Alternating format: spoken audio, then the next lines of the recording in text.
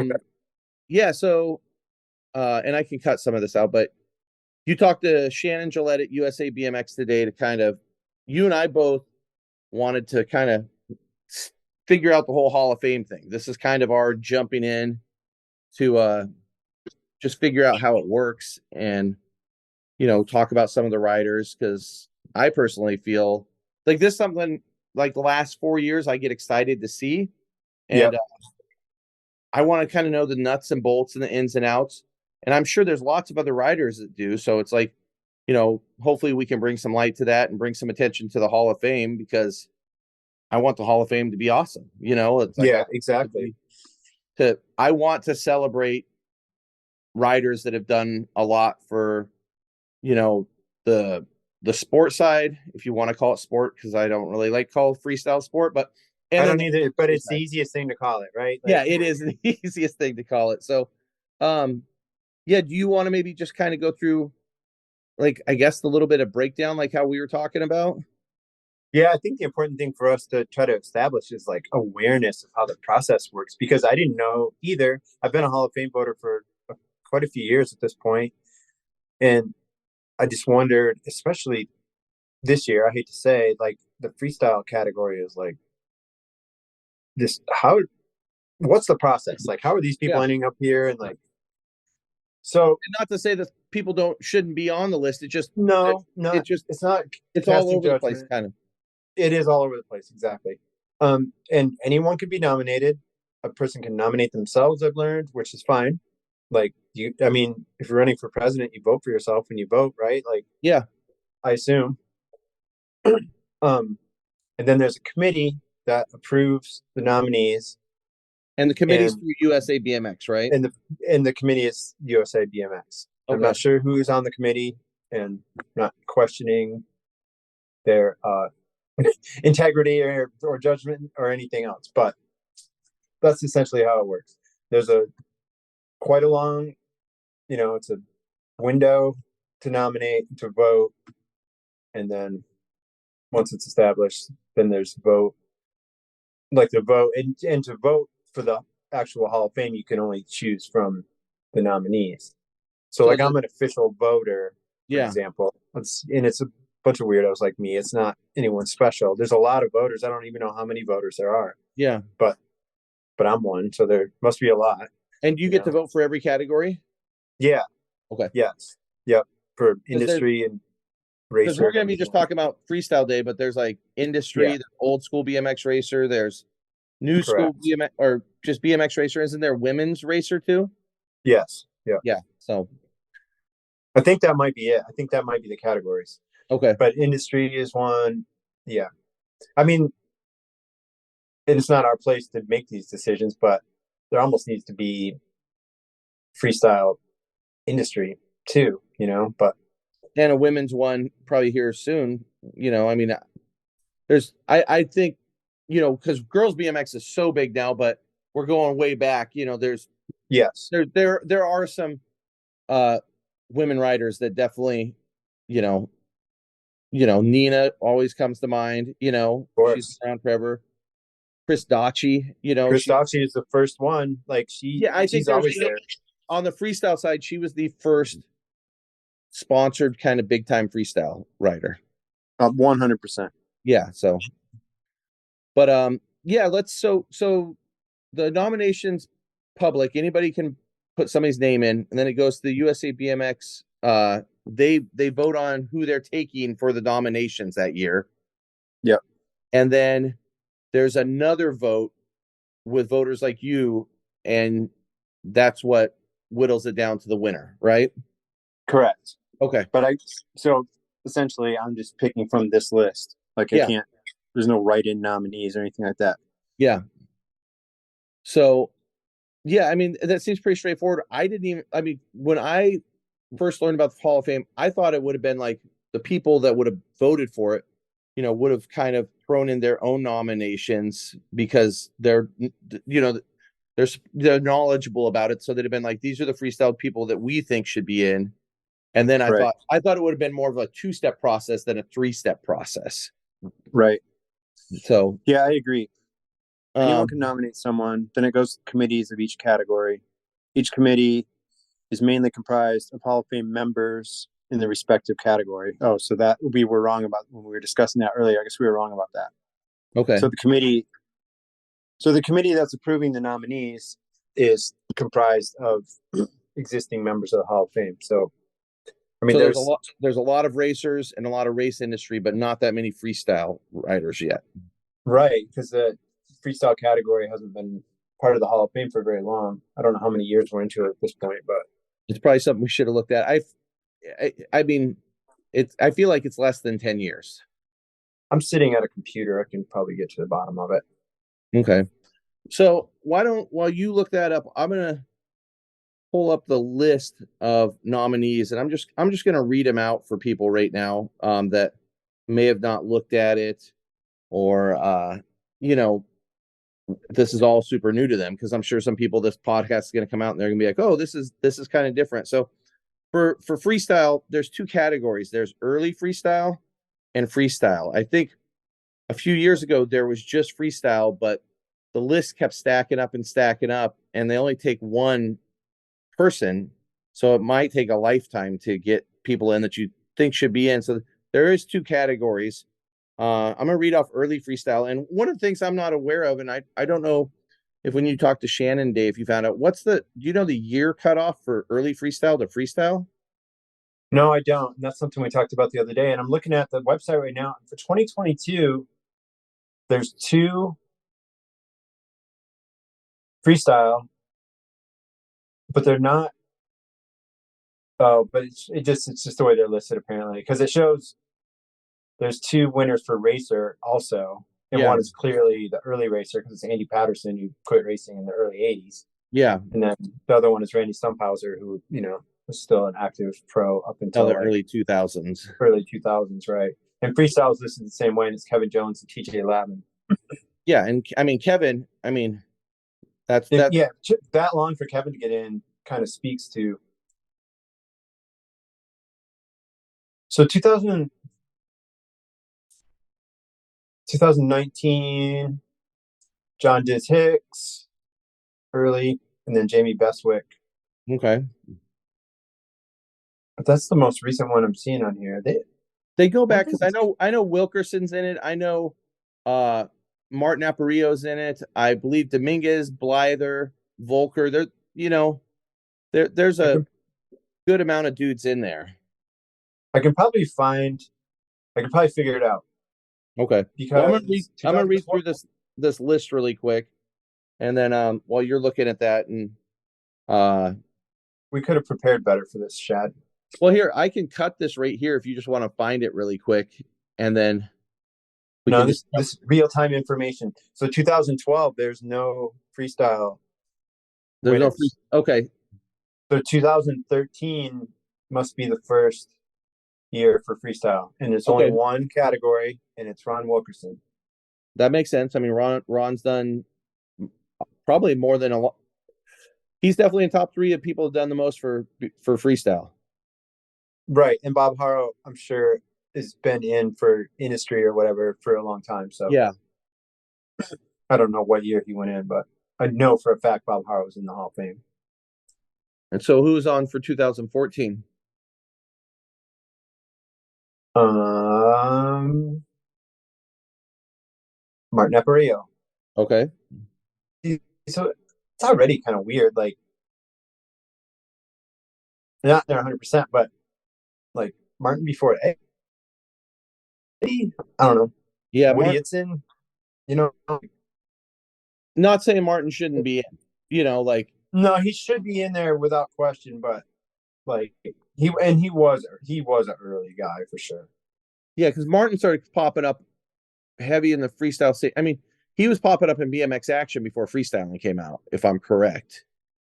Yeah, he was there real early, riding like a PK Ripper, and like he was in like some of those skate park events. Did he ride for GJS before GT? Yep, Yeah. I think he did. So then Seppi after Mays did. and then after Martin, so that would be Brian 2014. Blyther. That's 2015. So that Yep. yep. So every time I scroll back, I have to like, if I can criticize USA BMX about one thing, it's this website is a little wonky, man. And if you try to blow up this image that lists all the Hall of Fame members, it's a dead link. Hmm. 2016. Okay, so here there's two entries, Okay, so this is where it's or there's two winners. okay. So we have Pioneer, I guess, and then Modern. So it's Dennis McCoy and Dave Miro, Those are two which is great funny ones. because they're contemporary. You know, in a lot of ways, they're contemporaries, even though Dave is a lot younger than Dennis. Yeah, that's But true. I mean, Dennis's career, I mean, it's been going for so long. yes, Now, one of the things, so when that came out, Dennis was still riding pro. One of the things I did find kind of odd on the list, and this is just my opinion, is there's some people on the freestyle side, not really the early freestyle side, but on the freestyle side, that are still pros, right. to where they, maybe they're not competing, but I mean, Corey Nastasio, Corey for sure should be in, but Corey's Yeah, still a very, in my eyes, a pretty active pro. Uh, absolutely. you've got Chad DeGroot, and Chad's another dude that I think should totally be in, but Chad's still doing things, maybe not Yeah, as much as Corey, like with, contests and stuff. Um, you know, I'd say Trevor Meyer, but I don't think Trevor's ever stopped like, doing shows and stuff. So I mean, I guess maybe those two. But when Dennis went in, Dennis was still riding pro vert and pro park contests, I believe. no, absolutely. I know this because we just it's on part of that project I'm working on right now. He wrote in contests. The only reason he's not writing in contests right now is because there haven't been any since Yeah. COVID. You know, he Yeah. wrote in contests right up until COVID, and there hasn't been like a true vert contest since then, or at least not one that was accessible to him. So after Dennis and Dave, that you said that was 2018 or 19? Yeah. Who No, who where sorry. 2017 is Dave Volker. who but there's only one that year? Yeah, So I want. that may have been when Dave passed away, they just put him in. That's what I was thinking too, because 2016 is when he died. So Yeah. yeah, that makes sense, and that's probably why. So when did we get to 2018? Okay, freestyle industry. Bob Oh, Morales, who should be in there, oh, for sure. but they listed as freestyle industry, which is kind of weird. And then also Fuzzy Hall. So we have two, but one's industry, and Bob Morales, even though he's a rider, But he should be in more for industry. correct. Oh, Yeah. and Rick Moliterno's in here for freestyle industry. Oh, maybe they're listed for both because it's freestyle, comma industry. It's kind of weird Okay. because Moliterno should be in there for Yeah. both, Yeah, yeah, for and sure. Bob Morales too. But it is kind of weird how they're listed. And then there's a third one with Fuzzy Hall, who's also a racer. Like Yeah, the water's Fuzzy's the getting muddy. crossover. I mean, what Yeah, Fuzzy ever he raced double A for a hot minute, right? But mainly A pro. yeah, yeah, Yeah. yeah. He was never like a top double A pro, but Still just that's a racing background, if you even make it to double A pro in the early 90s, it's pretty gnarly. right? Oh, absolutely. So 2019 is the last year that they listened this, and it was Diz Hicks and Jamie Bestwick. Okay. And then there's no more. I know the people have went in since then too. Or did You don't COVID? understand because when you go to the page, the 2022,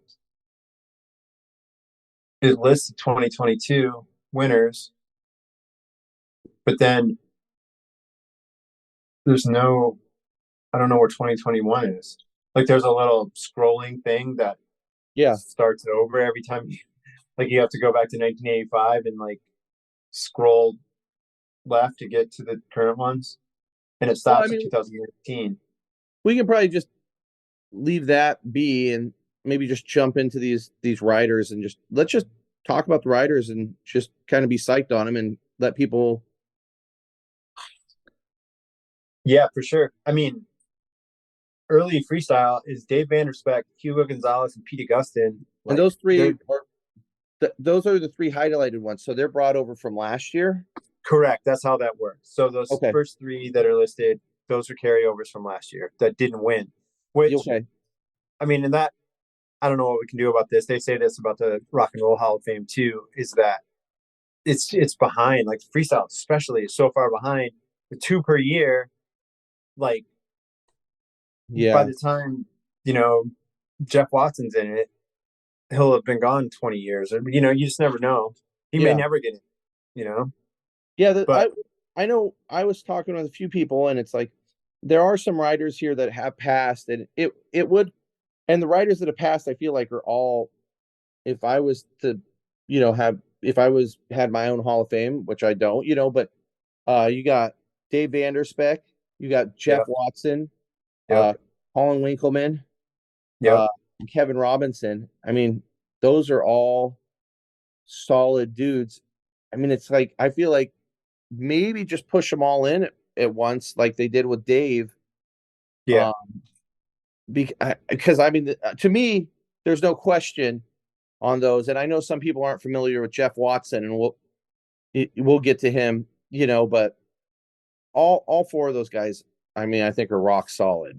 Oh yeah, no question on any of those guys, including Jeff Watson. And I know that's why Jeff Watson, he's been on the list for years at this point, and people just don't know who he is. And Yeah, I'm older than everyone, so I remember. But I I'm just surprised that he doesn't make it in because all the first generation racer guys know who he is. yeah, yeah, yeah.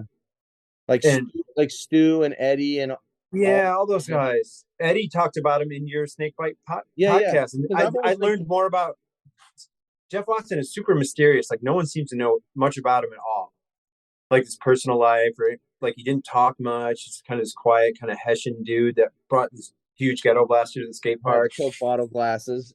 Yeah, and that the birth of the freestyle movement, they got quite a bit of info about him, but it's all like kind of observational information. Like people saw what he did, but they didn't really seem to really know him or anything. Yeah, and just I But guess for people that are listening, Jeff Watson was an early skate park pioneer. yes, Kind of, he had the what he had a few kind of famous covers. There was like was there BMX Action or is it Action Now? both.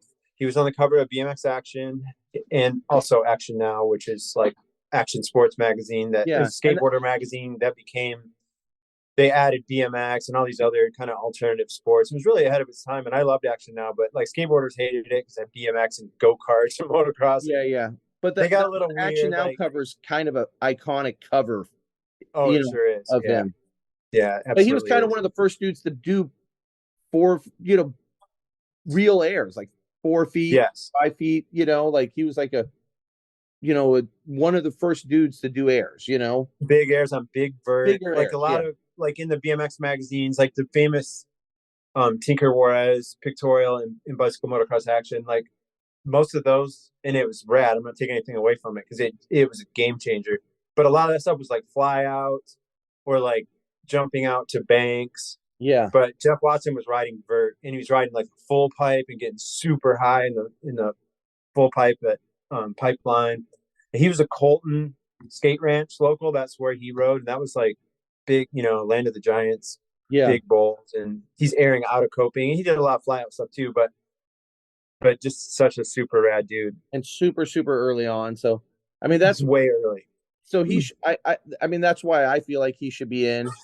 And that's one of the things that I feel like it's just a good thing to talk about. So maybe somebody's listening to this and they're on the board or something. They do a little more research into Jeff Watson Yeah. because I mean he definitely should be in. So I think people just dismiss him because they just aren't familiar. No, they just don't know about him. yeah, And that to me so we it's got really those sad. three. And like Dave, like we got Hugo Gonzalez, which Hugo, another early skate park pioneer, NorCal legend, kind of. Yep. I would say kind of the first dude at contests, and I could be wrong because I wasn't around there, but at least from an outside observation, and I've looked at a lot of those old contests, kind of the first, I don't want to say huck it, but like the first loose cannon wild card at contests, you Yeah, know? absolutely. That jumped over the fence at the end He of the he pipeline or the Del Mar Skate he Ranch did half the pipe. fence Like, ride out of Pipeline. yep, he He did a did lot the of wild shit. I mean, it wasn't called a Canadian nose pick then, but he did the Canadian nose pick drop in and Yeah, went right over to his head in was that 85 Pipeline series? yeah, so gnarly. Might have been 84. Like that. That one's gnarly because he just Super gnarly. goes straight to his dome. No, Yeah, he was super rad and like kind of wild Pucker style, but man, he really did send it like and on a level that no one else was doing. he rode up into the, pretty he rode two hip King of Verts till like I think 89, and Mm, Um, I know he was I don't 88 at know about that, but he rode the 80s. Colorado one. Did he? Yeah, he rode the Colorado one when he was on Skyway. He rode the Colorado the one at the baseball field. Yeah, I was there. I was on the deck. Or did they do that 2 years? Was that the Pepsi one? I mean, I know you were No, there. there's only 1 year of that. Um, it doesn't matter. I'm not trying to. Yeah, yeah. But I think There's no question he should be in it though. Like without question, he, you know, he deserves to be in the Hall of Fame. he definitely deserves to be in it. So, just so you know, we're doing this meeting, this recording on Zoom, and I've never used Zoom. And here's a funny thing: I'm having to upgrade it so we get longer time right now. I So I'm I doing had that. a feeling that's what you were getting at. I'm doing that as we talk. Uh, so yeah, do you want to kind of run through the other ones and we can chat about those? Yeah. Oh, dude, I wrote this article. I looked it up, and Yeah. I I totally mentioned Hugo. Hugo looked good, but he got fifth. That's what I said about Hugo. And was that the Colorado contest? Yeah, it was 87. Yeah, Colorado Springs. Okay, so That was a fun one. That was a good contest. Um, do you want to talk about the rest of these dudes? Seppi Mays, super rad. He should be in. We got to be careful now, right? Like we're gonna say the wrong thing, but there's definitely some standouts. Seppi Mays, Dave Norrie, without question. I mean, Seppi was really his run wasn't real long, but he was an early dude and he really brought a lot. He brought that whole kind of artistic, he brought so much style to I it. was gonna say Seppi definitely was one of those early dudes that like you saw, and it's like his tricks were rad, but you just saw him and you're like, this dude looks cool. He's got dope style. Like Yeah. his bikes were always like those CWs he had with the drum brakes and everything. Yeah. They were always super sick looking, and he just that I mean the early CW team really had a good vibe going, but yeah, Absolutely. yeah, Seppi looked like that dude that you're like, I want to hang out with this dude, like Yeah. he looks sick. Yeah. He didn't look like a racer on, trying to fit into freestyle or anything. Not, Yeah, he just looked like he looks like what you think uh cool freestyle dude would have looked like back then. yeah, exactly. Dennis Langlais, he's super rad, East Yeah, Coast dude. Like, Dennis almost pulled a 900 at the 88 Portland AFA Masters I uh know. on an I was 8 foot there. cover. He landed 720. I feel like his spin looks so good. If he would have maybe tried it a few more times, and I know the AFA was strict on their time, I feel like he could have done it. Like it's up on the Snakebite YouTube if you want to watch it. But Dennis Langlis kind of, I don't know, he definitely on the cusp, but he was super rad He was. I was there for that. And it was like, holy shit, he almost did it. Yeah. And on a that very and that skinny ramp. on that really narrow ramp. And keep in mind that's before Matt had landed it, before anyone had landed it. So Yeah, was that even probably before Dominguez had landed one? well, Dominguez, we don't know if Dominguez ever landed one.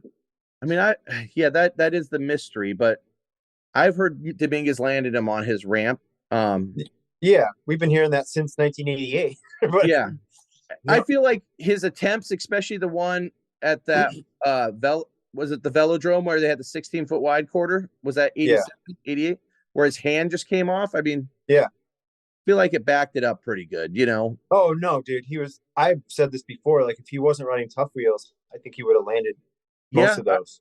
I agree with you. Like spoke wheels would have made the difference because the I bike would have spun better and like the flex out thing. Because the one at the Enchanted ramp, it I'm not positive of this, but it looks like the tough wheels like kind of bound up. You know how like they'll flex against the forks and whatnot. You know, like I'm not yeah. sure that that happened, but I feel like that played a part in him not landing because that one was so close too. Yeah, he was rad, dude, and the way he did it looks so fucking cool, dude. Like no one's like Dominguez. Is Dominguez not in this? Yeah, I don't think He Dominguez. must be. I mean, I would think he'd be in the Hall of Fame, but I'm done. If Dominguez isn't in this we're done. Like, come on, dude. I Like, mean, Dominguez is, dude. Dominguez, gosh, it's so weird to me sometimes. And this is a little off topic of the Hall of Fame, but it's so weird to me. Like by 1993, people didn't know who Dominguez was. You could bring it up to like writers, and people were like, "Who?" Maybe some. yeah, I know. There's like, I and don't you get go it. to 1995, no one knows who Dominguez is, and it's like Right. his last contest was in 1990. It was at Newport Beach, and I think he just rode kind of in that, but the contest before that at Long Island's where he did that like 10-foot high 900 attempt and just rattled his brain because he hung up front tire coming in. So that Yeah. was, his pro career ended in 90. I know Mike was, we've seen Mike ride since then, Yeah, yeah, yeah. it is crazy. Like once you got in the mid 90s, so many dudes like that were so influential. You talk to, some dude riding a mini ramp at, one of the contests back in the day. And you're like, oh, hey, you know who Mike Dominguez is or Dino DeLuca? And dudes would have it just such a short time where dudes poof because there were really no magazines or anything to keep people informed. So Right. once that media expired, no one knew, Yeah, So and it really did expire. Like it just straight up went away. And Dino DeLuca is a good example of someone that just disappeared. Like no one knew anything about that dude, and or he where he was went or anything. top pro for what he turned pro in 88, 80 late He turned 87. pro kind of late. He waited a while to turn pro, Yeah, I but he think was top am for so long. yeah, Like I mean, he he should have was turned earlier, but yeah. well had he known freestyle was about to die, he probably would have. Yeah. Dino is, I mean, I've always been a big fan of Dino's riding. He's awesome. And Yep, Dino's another dude that isn't on this list that, I think he should be should on be on there. this list way ahead of a lot of these people. So So yeah, next up is Eddie Roman. yep, And Eddie could be in on industry with videos. yep, Uh, Probably Eddie kind of laid the, there's other dudes like, Vanderspeck and dudes, but Eddie really kind of laid the groundwork for street riding, for what we see street riding oh now. yeah, Wall rides, grinds. He fakey rode tricks. he did, you see some of the fakey stuff he did because he's riding a coaster brake, but it looks like it's like 2007. Yep, and no one even, and even me, like I said, I was there firsthand for a lot of that, and like it just didn't register. And when I look at it now, I'm like, holy shit, dude, he did a fakey, just roll back fakey hop off a super tall ledge, and you're Yeah. like, In like God, 1987 and 88. yeah. He's And doing maybe that. we dismissed it because he was riding a coaster brake, but Peter Gustin rode a coaster brake a lot of the time, Todd like Anderson rode a coaster brake, like Todd did forever, but even like some street dudes like Pete did, so you know it was Eddie was a weird one because he wasn't like I always liked Eddie and everything, but like as a ramp rider and all that, like he was just kind of. I mean, he's above average. He was sponsored by Skyway and all that, yeah, but I he posted his wasn't one of the top dudes. And then Street comes along, and you're like, "Oh, whoa!" He just yeah. reinvented himself He because could he invented half the shit. he could definitely ride a quarter pipe. I posted one of his AFA runs the other day, and he's doing like really nice looking can one handers, like 5 feet Yeah, out. Like, yeah. but he definitely shined when it came to street riding, and then his influence with his videos along with that. I mean, it's just Oh yeah, no he question. his videos still influence riders to this day. Yep, So he's definitely a shoe in. yep. Next up is Fred Blood. Next up is Gary Laurent. Oh, Okay, so we're up to Gary Laurent. Uh,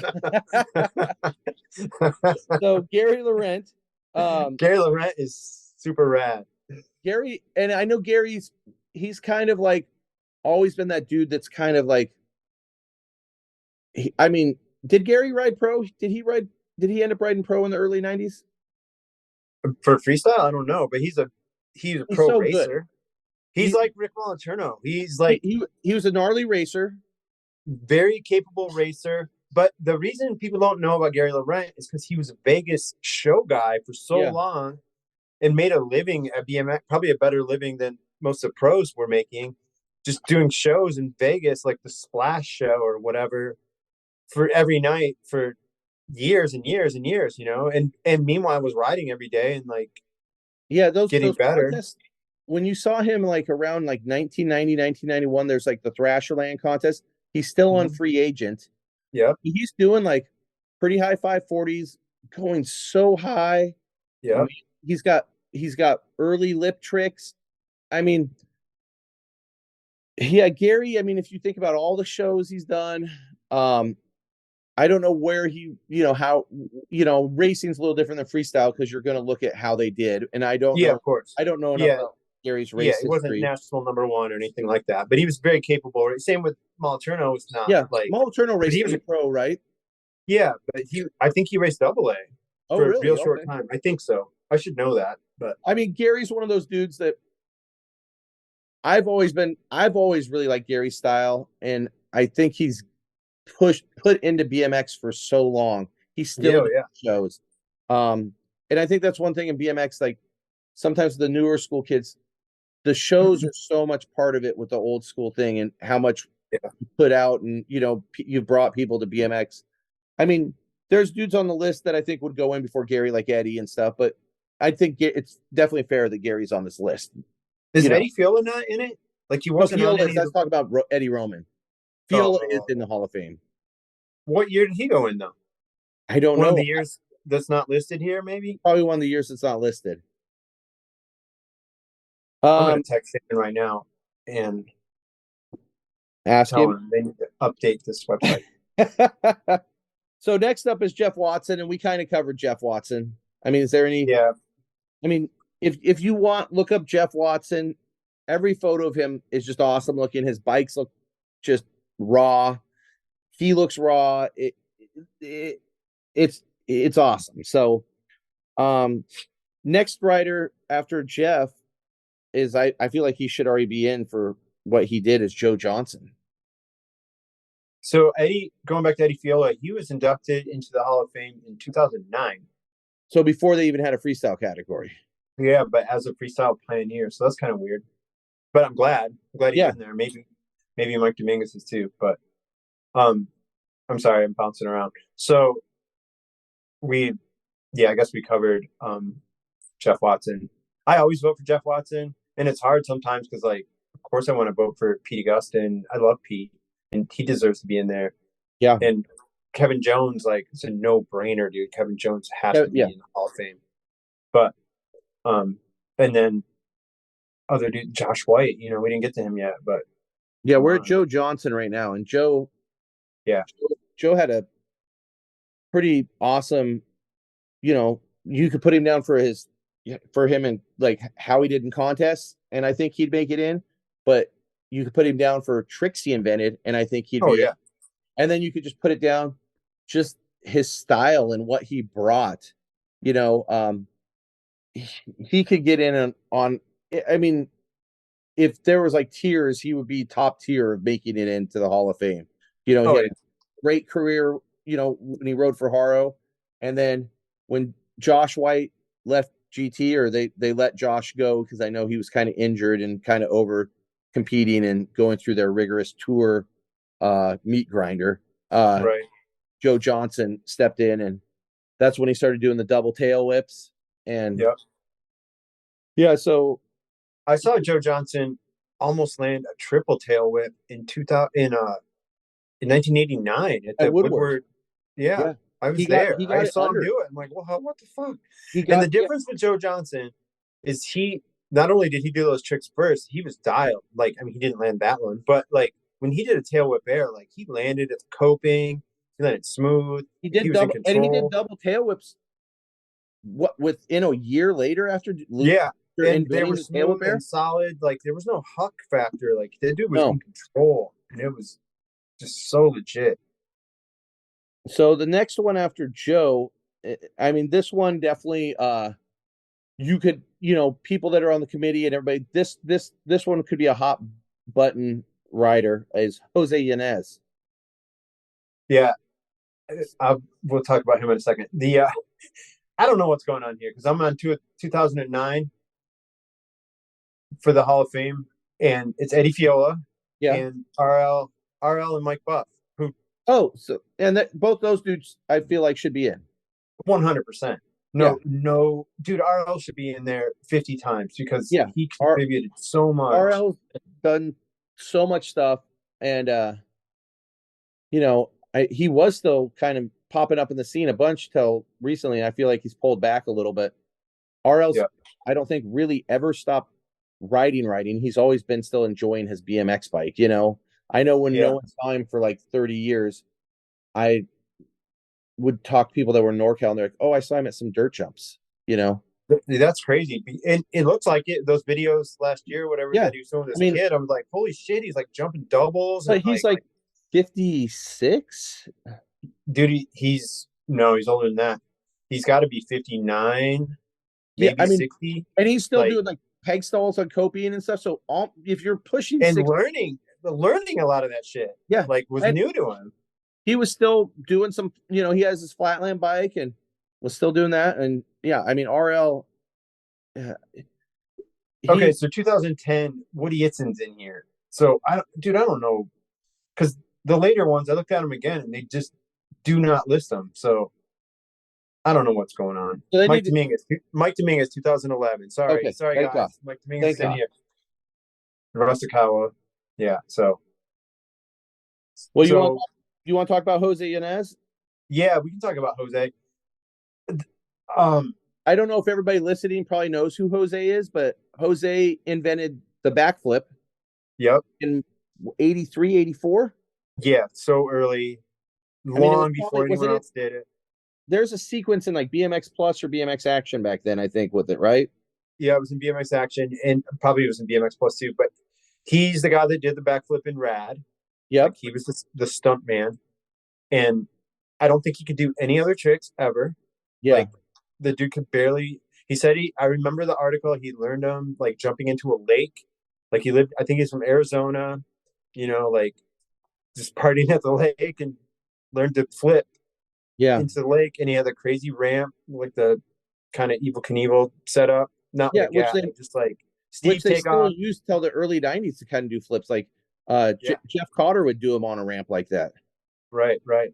But that's all he could do. It's a one trick pony, but it's a hell of a trick, I mean, so then here's it is. Do you think inventing the backflip on BMX has so much pull that it pulls you into the Hall of Fame? I mean, it, it it's pretty important. Like Yeah. it did change. I mean, look at if we expand into the whole world of our action sports. I don't like that term either, but I mean the freestyle motocross dudes and everyone else. Like, It all started with Jose. did Jose backflip a motorcycle too? I He feel like he did. did. He was the first person backflip a motorcycle also. Yeah, and he was in the circus and did backflips on the Yeah. bicycles too. And again, that's before other people were doing them. Like for so long before anyone else did them. Yeah. I mean, the next person that did him was Matt in Right. 89. Yeah. He Like probably was doing him in 89. The magazine came out in 90 with the flip yeah. fakie. Yeah. Which that was a whole different thing, but Yeah. yeah. Yeah. I It's mean, not if Jose got in, I think it would be, if he ever got in, it would be by the skin of his teeth. But I mean, like you said, if you expand it, that influence, but then yeah. you can talk about there's really nothing else that he gave. No, nothing. Like Nothing. literally nothing. So yeah, he's a hard one. But the rider right after him, I don't think's a hard one, is Josh White. No, he's without question. And this is the same thing like we were talking about, like you were saying, people didn't know who Dominguez was. I think because Josh White kind of rode off into the sunset. People don't, he wasn't Yeah, still around, so people kind of just forgot. And that was like 88, 89 is when it was Josh White and things, Dominguez before Matt came. right, absolutely. But when freestyle shit the bed, sorry for the crude term, um, it was kind of it kind of rose from the ashes with a new breed of Yeah. riders. Not everyone was new. Like Blyther was still there, and Dennis McCoy and Volker and those guys, of course. But Well, I Josh know White wasn't there, and so Josh he kind was. of had a bad injury Yes. and then didn't compete for a while. And I think, from talk because Josh is from Oregon and we've Yeah, I talked know. about it. And I think he just like, I don't know if everybody knows, but like if you rode for GT in the 80s, dude, they toured you to death. Like everybody, and I think Eddie will say it, Josh will say it, Oh yeah. Dave will say it. Not, and I'm not, I'm a super, especially coming from the 80s, I'm a super GT fanboy. And I know all those tours brought so many people to riding, but I think they burnt out some riders. And I Oh think yeah. Josh was top of that list. Monty Hill from Portland, he rode for GT. He Hmm. did a summer tour and left early, and he was just over it. Like Yeah. He was like done with BMX at that point, kind of, right? I Like, mean, no, he still rode well into. I mean, he was still riding consistently till like 94, 95 on really? some ramps here. Yeah, he's in some of the early infection videos, Oh wow. riding vert. I But just he, never heard anything else about that dude after that. yeah, I mean, he still rips. A few years ago, he came and borrowed a bike because his sons are both pro motocross racers, Oh, of course, yeah. and he borrowed a bike because they ride BMX, and they sent me a photo of him in Vancouver, which has got like a 10-foot deep end. He's got cut off jean shorts, no shirt, a Pro Tech, and he's doing like 8 feet out on a borrowed bike at like 50. No way. That's rad, dude. That's So, awesome. but I love that. Josh is like, I mean, you were probably there. Josh and Dominguez are the first dudes to do high 540s. Josh Oh yeah. might have done it right before Mike, like showed up at the contest, started doing them 5 feet out. But Josh invented a ton of tricks, went Josh super was so high, rad. went super high, can 541 handers and like 88, which is just insane. One of the highest fakie airs you'll ever see. Yep. Um, he and like Dominguez and like those dudes, but he just his style, everything was extended, everything was high. Everything was high and fast, and the way his technique was so much different than everyone else. Like a Dominguez 540 was just a thing of beauty. It was like this, like a Blyther 540 with a real slow rotation. Like Yeah, Blyther wasn't going to do the 900. Like yeah. the way he just spun so slow, and it was awesome. Dominguez is kind of a little faster, but still kind of a slow rotation. But sorry, Josh White was just the highest air, spin the 540 at the peak of the air, It and comes then just straight come back back to in. Yeah, it was fucking gnarly and so rad, and like just everything. I remember when he told me, because I went on tour with him, and I was at most of those contests during that time, and like that, you talk about kickboxing and all that. I'm like, oh, it all makes sense, dude, because that's the way he rides. It's just like fucking whoop, whoop, yeah, whoop. everything But was like bam, bam, yeah, fully extended. Like, yes, but Josh, he won pro contests. yep. I don't know if he won did he win a AFA title like for like Mm, for quarter pipe? I don't know. He But might have. I know he won a good handful of pro contests. Yeah, for sure. Um, and he still was a pretty good flatlander too. Yeah, which is So, funny. um, yeah, he definitely I think is a no brainer.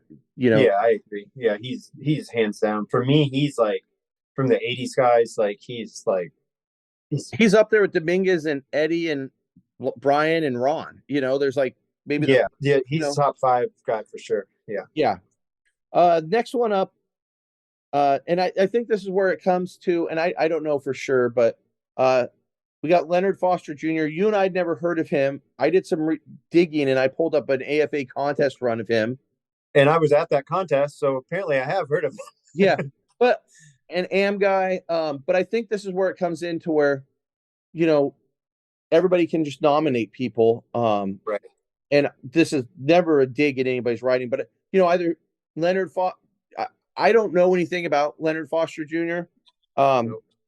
so we're just gonna, I guess, skip that. But I think that's where you can the public nominations can come in. People can get on the list that maybe you've Yep. never heard of, where you're like, there's dudes I could put on the list that can fill in a bunch of these other, dudes like this.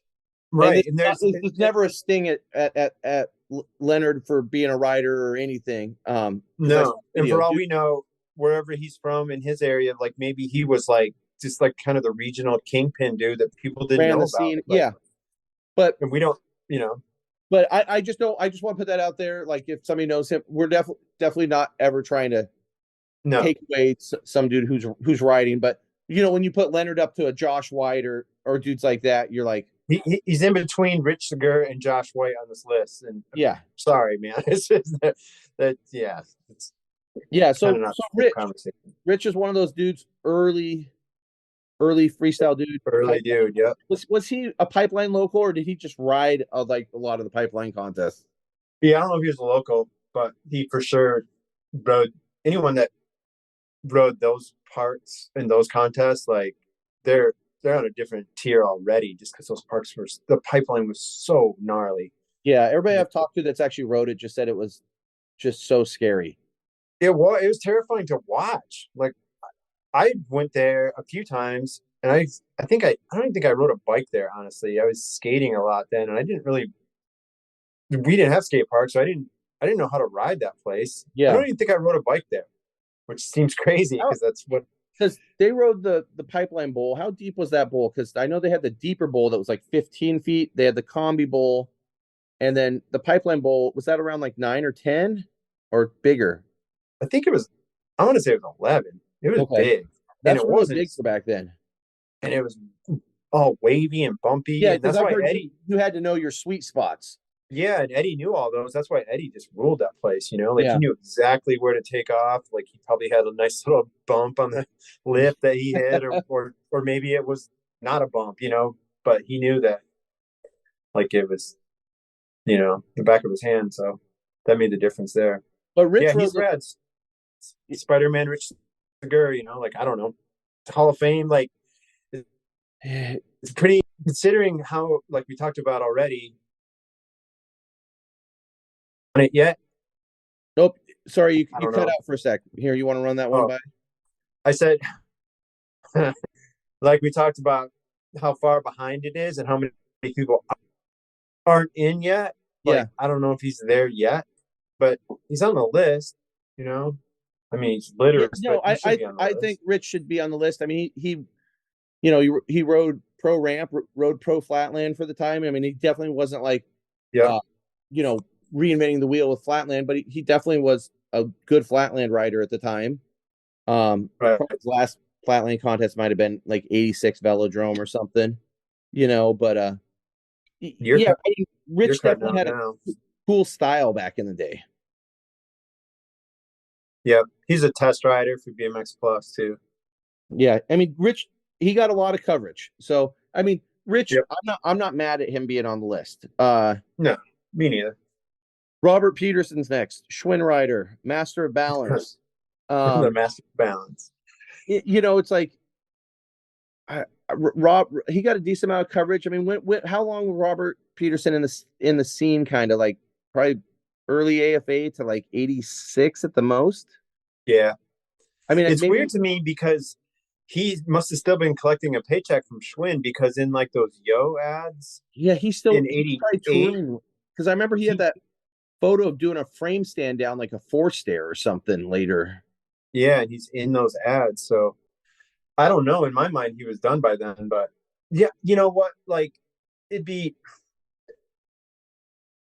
he's from the era of like flatland freestyle where everything was new and dudes were inventing tricks and some Yeah, stuck and some didn't, and he had his own thing and like it's not what freestyle became later, because but there's like the balance guys. Nori definitely stands high above all the balance guys yeah, in my book. And then there's Peterson, Brian Skura, kind of, which is weird. right. Skura's not on this list, and Peterson is. Yeah. And Brian then Scar's he's got to be in for for like industry or industry. He's got yeah. to be. And then there's Oleg. What's Oleg's last name? The other Oleg balance. Konings or Yeah, Konigs. Yeah. which any photo I ever see of Oleg Koenig, it's just awesome because he's got the rattiest bike. He Yeah. dude looked really raw for the early freestyle days, but Yeah. um, you know, I don't. Robert Peterson. I mean, that's for the I guess the committee to do. I'm just trying to think of like compared to some of these other dudes, how much more influence he had than them. Yeah. Josh White, Robert Peterson, come on. but Yeah, but and I'm not taking anything away from him. He had his place, man, and he did his own thing. yeah. And he was clean cut, professional, well spoken. He wrote for Schwinn, like that all adds up, like He, it maybe when, Oleg Konig's maybe didn't hit it off with upper management at well, Skyway or Pete whatever. Augustin definitely didn't hit it off with Schwinn management. No, not at So, all. was Robert Peterson and Pete Augustin teammates at one point? Probably. Yeah. No, I think Pete was done with Schwinn by then, but because yeah, I don't know. What the fuck do I know? uh, next is Ron Wilton. Yep. And I don't know a ton about Ron. I mean, how much do you know about Ron? He kind of came and went, in my opinion. Like, but he was an early dude, Yeah. He was RL's kind of protege guy. Yeah. And um I don't know. I'm not too he was in the magazines a lot, but it was for a real short window, Yeah. I you mean, know. to be honest, I should have looked up Ron Wilton. I mean, I know who Ron Wilton is, and yeah, he was kind of in that RL crew. Um, but I don't know, I mean, right now, if you and I are drawing blanks, it's like you're like, Yeah, if like we talked about the other day, like I'm kind of generation before you, and but we both know a lot. We both know who everyone is. yeah, If we don't, and if we're not familiar with them, I'm not like yeah. I mean, that sounds awful the way I'm saying that, but like yeah, it's like we're not trying to shit on anybody in this thing. no, or say that we know everything, but fuck, man, if you can't come up with anything, like, Yeah, and I'm not, like Ron Wilton, I think was a rad rider and everything, but he just kind of ended, he just kind of went away and yeah. did something else, which is fine, but like, does that? To make it, if you're getting in the Hall of Fame, you gotta put some meat on the bones. Yeah, exactly. Thank you for wrapping So, it up. um, next would be Steve Swope. Yep. Steve, uh, he was always like, I mean, Steve, I think, is more known for industry stuff nowadays. Even though when I was younger, Steve was in my head was the Cherokee Air guy, and he was Matt Hoffman's Yeah. best friend. Still an awesome vert rider. I'm pretty sure he invented, well, Head grind.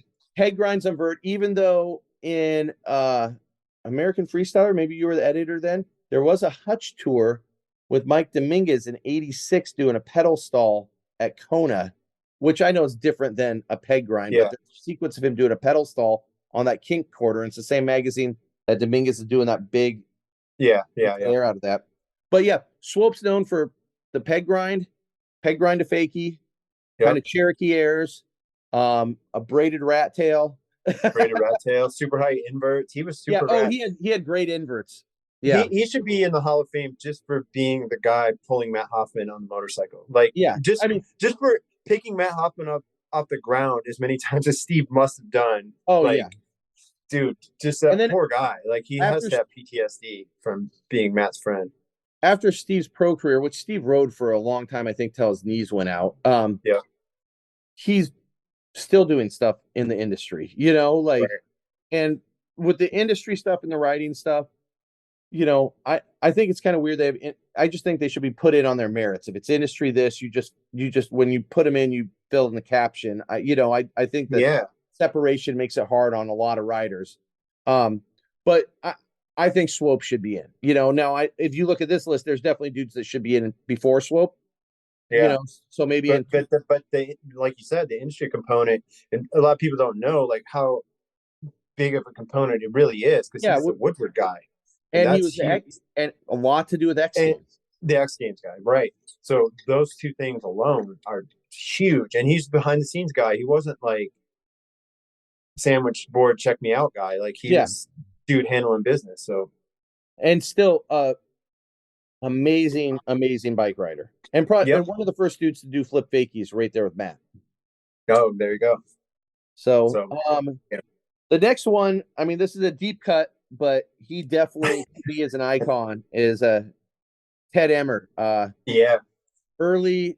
He wasn't a pipeline guy. He was a where was Lakewood. Lakewood guy, but he entered all the contests on a 24. He was a 20. Yep.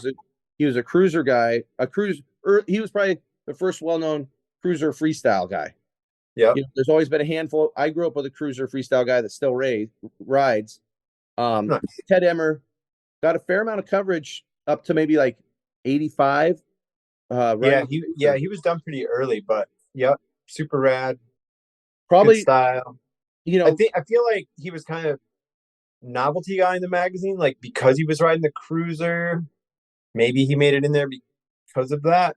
You know yeah. what I mean? Because it was I something mean, he different. still was getting rad on the crew. I mean, he was Aaron Pipeline on a cruiser, and For sure. Aaron. I mean, he was getting down, but yeah, I mean, I guess you probably have to talk to Eddie and more of those dudes that were Yeah. there, because all we really saw was photos of him. Yep. But But I mean, he could certainly do it. You can't fake the funk, man. Like you're not, airing out of those crazy bowls on any kind of bike and not having real consequences. Like yeah, you can't pretend. So I yeah, he think was rad. I kind of another kind of came and went dude, but he's a real early guy. But then there's other guys like him, like um Steve Bio Air Bennett. yep, He was yep. the dude, and he's passed away too. That guy was super rad. He Like he was he was rad. he was the first dude doing the Bio Air, which was He, just like yeah, straight because back he in. on his leathers he had his name upside down because when he'd air he'd be pointing Yeah. straight down, so it'd be yeah. I totally spaced that. Yeah, I mean he's like right there. He was the first dude to air the channel on the combi too, wasn't he? Oh, really? I don't know. Maybe, I but could be he, wrong on that. I bet if Dom's listening, Dom Phipps, he would know. But yeah. I want to say he was the first dude to air the channel on the Combi Bowl. Oh, wow. There you go. And then Fred Becker from that same Yep, era. yep. That dude was super rad. And see, Um, this is where the public voting comes in. It's like a lot of people that would vote for them are older or passed away that yeah, they're not yeah, going they're to vote for them. 56 years old. They're not voting, right? That's the Yeah, problem. or It's the they're Jeff sick, Watson maybe even syndrome. like early 60s, mid 60s. They're not going to, Yeah, BMX has been around a long time, but all those names you said, I mean, those dudes are early icons. yeah, yeah. Fred Becker probably is in his early 60s. I Yeah, guarantee he is. because he's got to be older than RL, and RL's pushing 60. Yep. No, So, I know. Yeah. but yeah, I don't. I thought, I think Ted Emmer should be on the list. Like I don't as a yeah, nominee. It doesn't bother me at all. he's okay as a nominee, right? I know. Well, I Like, mean, it's just I hard. hope Ted doesn't hear this and get bummed out because No, it's not. I don't mean it like that. I mean, the thing that sucks is they just take one a year. It's like I pump it up know, to three, do three right? in each category. I mean, I know it makes it hard for the event, but darn it, it's Yeah, so behind, and that's not. And I'm we're not never gonna get. anything about USA BMX because No, USA BMX has done a lot for BMX, and I know running that nuts and bolts operation is not an easy task. no. And now they have the whole freestyle series, which is huge because there are no. There's That's no like the contest. No, they only. did a contest here last year, and there was. It's so great they have a masters class because there was Oh yeah, my buddy Marty, who's like mid 50s, was riding, and then his son, who was 13, was riding, and it was. I nice. mean, everybody up here was honestly pretty bummed that they didn't come back up here again this year. Everybody was kind of hoping, but no, Yeah, I know they have a lot going on. But I think three a year, you could maybe start getting caught up, and then if you maybe. with some of the dudes that passed away, like maybe not all of them at once, but maybe each year there's like a special one for riders that have passed that should Yeah, probably be in. right. Um, and these are just our opinions. Like We're spitballing here, but yeah. The I next agree, and they're just not gonna. It is problematic because this is never gonna get caught up. No, I mean we haven't even got into the '90s riders, I know. and then I mean, dude, it's insane. Um, Todd and Devin Bank. I honestly don't even know who that is. You said they're really really early skate park two brothers that were like Yep. '70s skate park guys. And I'm just recently made aware of them, and I've dealt with Todd a little bit. He sent me some photos for our Greystoke project, and they're super rad dudes. But I think they were just dudes that were riding at the skate park. Like they Yeah. weren't in I don't even know if they rode in contests, and it's not important if they did or didn't, but that's kind of their thing. Like they weren't in the magazines or anything. They were doing their own thing. And they were brothers documenting each other, and thank God they did because the photos are so sick and Yeah. it's so cool. They're in the freestyle movement book. There's photos from them. Okay. Yeah, So I I don't mean, know anything there's that about him. contribution aspect, and just the fact that they were there doing it. But I mean, There were I still don't a lot of know. other dudes there doing it that we don't even know their names. Yeah, exactly. So did before Jeff Watson? No. Before Fred Becker? No. Like so. I don't know. But Yeah. is what Next it is. one, he's All a due respect to them, though. yeah. Next one's he's one of the first pros, the first pro I ever met. So he's a soft spot for me, and I think he definitely should be on the list. But Todd Anderson, Yeah, absolutely.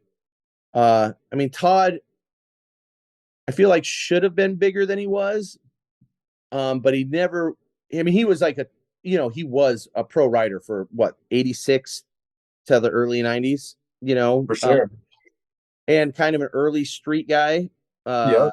and an The first early meet the street contest, he ruled, dude. He had all kinds of tricks yeah. that So no one else was doing, yeah, and because some he's of it riding was coaster break, but it was didn't yeah matter because it was 360 tail tap bar spins, a Bubika bar fakie spins foot on some plant, of wall those. ride, Yeah.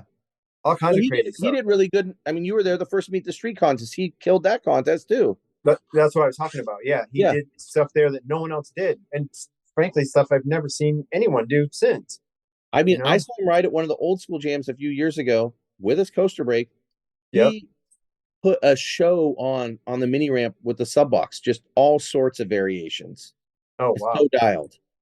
I saw Bubika bar spin, and then you come up and like fakey nose, and like dude, just so good and dialed, and the nicest, most humble dude.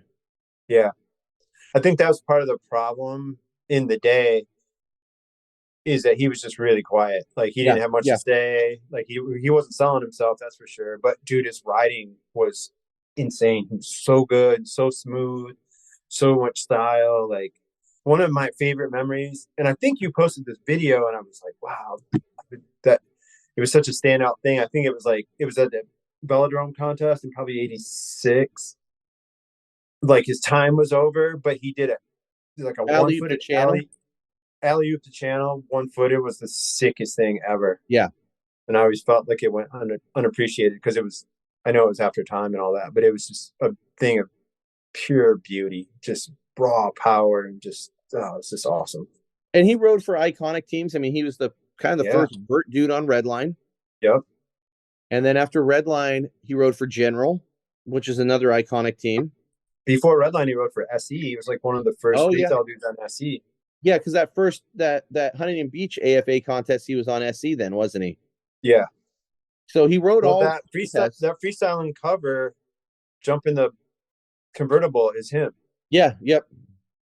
And And he's on then SE there. after General, uh, I believe he went back to SE for a minute. I know he's getting bikes from SE, but he did ride for Supercross for a minute too. Oh, yeah. Like when Supercross kind of first started, he was like their freestyle guy for a minute. Yeah. Yeah, it's a trip. So I mean Todd, if it was me, I mean there's dudes I think that would go in before him, but I think Todd should eventually make it in. I'm looking at the cover, that freestyling cover right now, Yeah. and Fred Blood's in there, who we didn't talk about, but and Perry Kramer's in there, which of course makes sense. But I think Dino is in there. I didn't know, and he's wearing an SE jersey. I didn't know He rode for he rode for SE and then somebody else before Dino. Not That's a trip. CW. Did he ride? I feel like he rode for like like not. I don't think it was GJS, but those companies like GJS and stuff like around 84. The just those little random companies. You Yeah, know, I feel like he rode for one of those, then SE for a hot minute, and then on Dino because he was on that first. Like who was the first dude on Dino? Vanderspeck probably. Vanderspeck. Vanderspeck Yeah, rode. Yeah, he rode for Dino. he did. I think he even had a couple early, like in '86. Like he had a Oh, couple wow. ads. I don't know. I don't know much about Dave. I mean, I guess we didn't talk about Dave being on there, but I think Vanderspeck should be in the Hall of Fame too. Yeah, how did we not talk about him? I don't know. I think it was the first three ones. We kind of touched on Pete. We talked about Hugo, but I guess we didn't talk about Vanderspeck. And um, if people are listening, Dave was kind of like he's from NorCal. He's part of the Curb Dogs. I think he's He more known. was the Curb Dogs. Yeah, Like he he was the was the kingpin of all that. yeah. It's him and Drob. Uh, Yeah.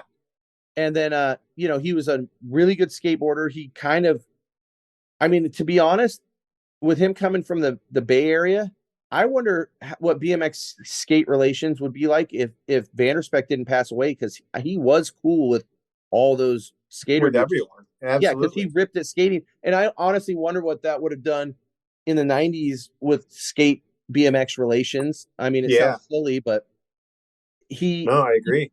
you can talk to dudes and they skate dudes, and they're like, "Oh, Curb Dogs, yeah," Absolutely. they I was know. like in those Nine Club interviews, I've heard several people bring up the Curb Dogs videos as like Yeah, the Curb Dogs video as like the first video they ever saw. and it's a BMX. It was more BMX crew, but they all skated.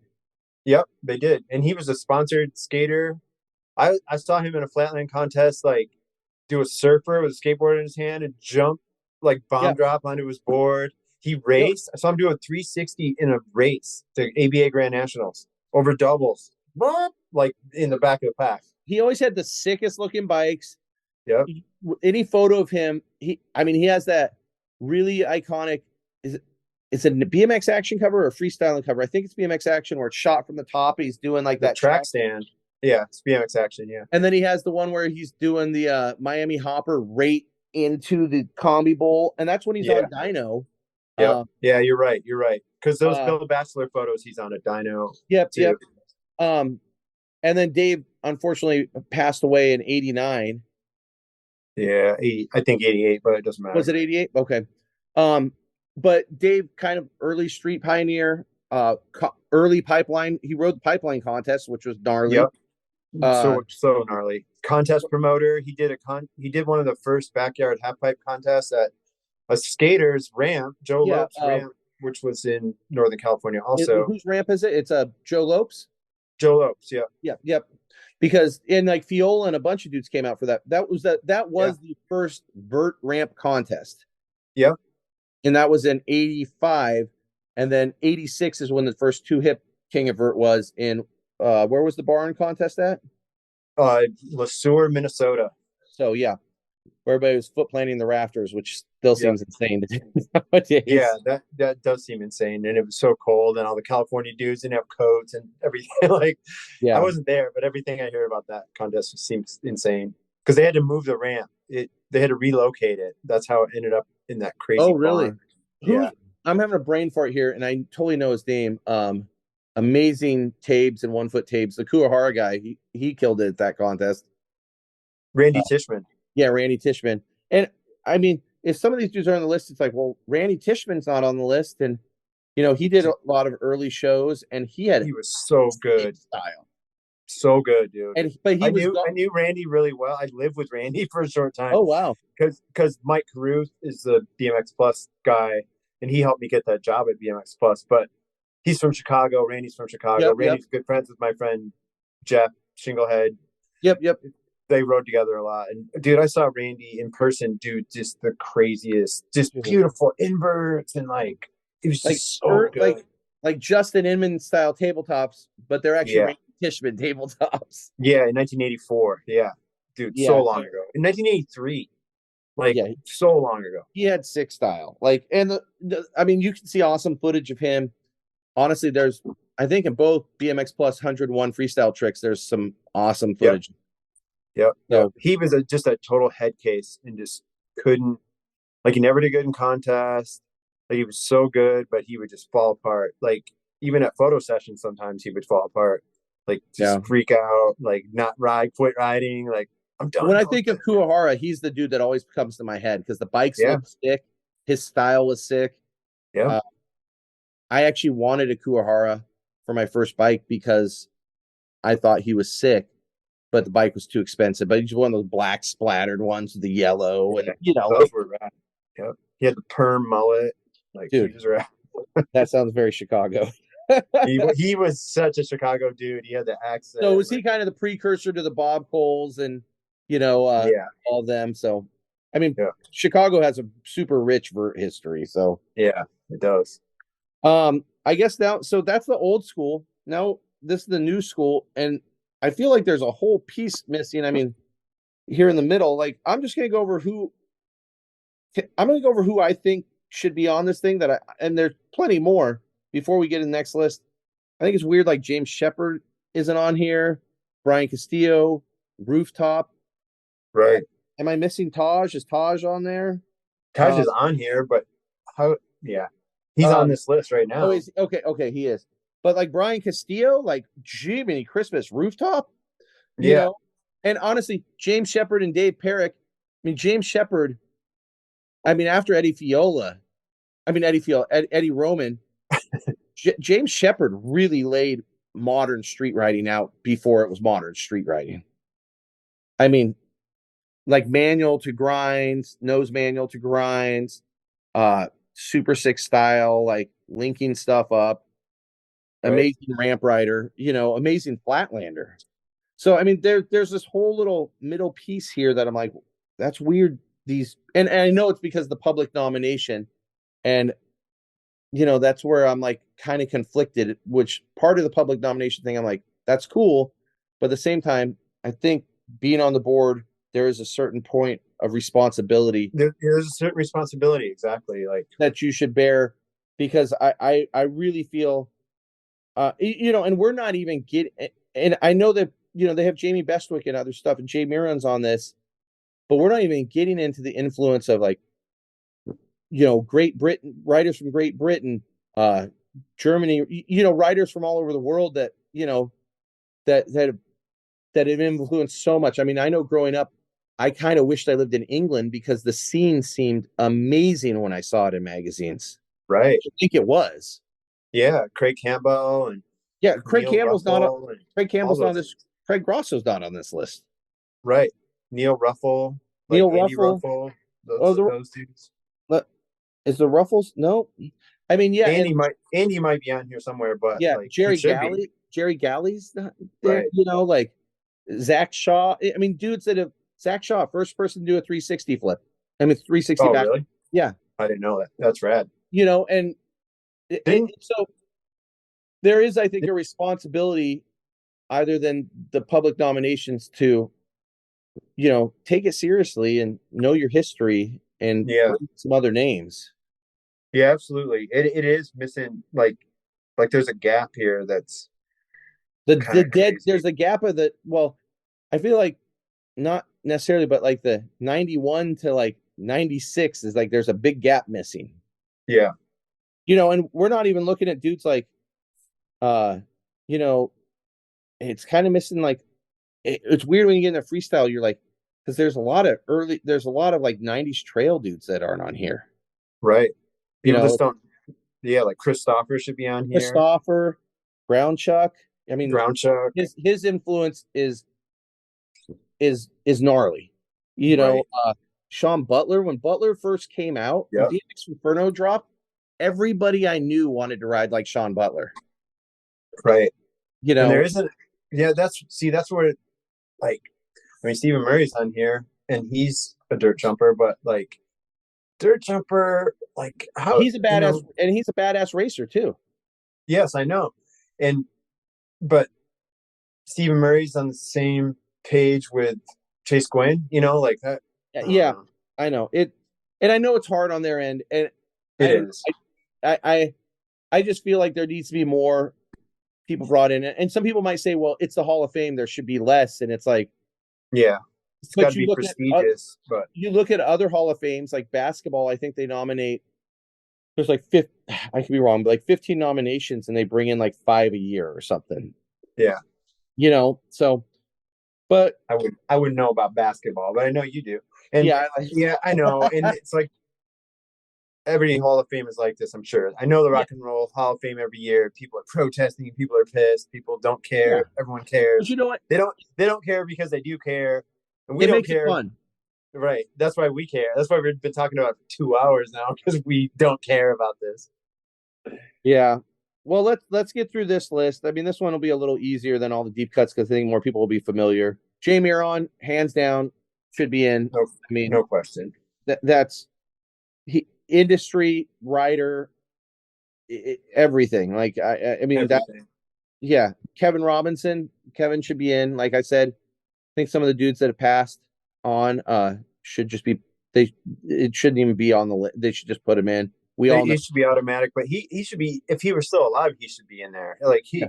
he's legendary. Like he He pushed things like the so hard. double flare, he pushed so hard, and like I wasn't And if you always necessarily a huge fan of like his style or whatever, but like his contributions were huge. well, Like, and if you talk to Kevin about BMX because I worked with him at Woodward for a few years, he was so passionate oh yeah, about freestyle. Like he was so passionate, and you could tell this dude was ready just to put it on the line because he loved it so much, and yeah, that definitely came through. I mean, yeah, Kevin wasn't like always ripping the best style or this. I don't think he worried about that. He was writing what was pure and true to him.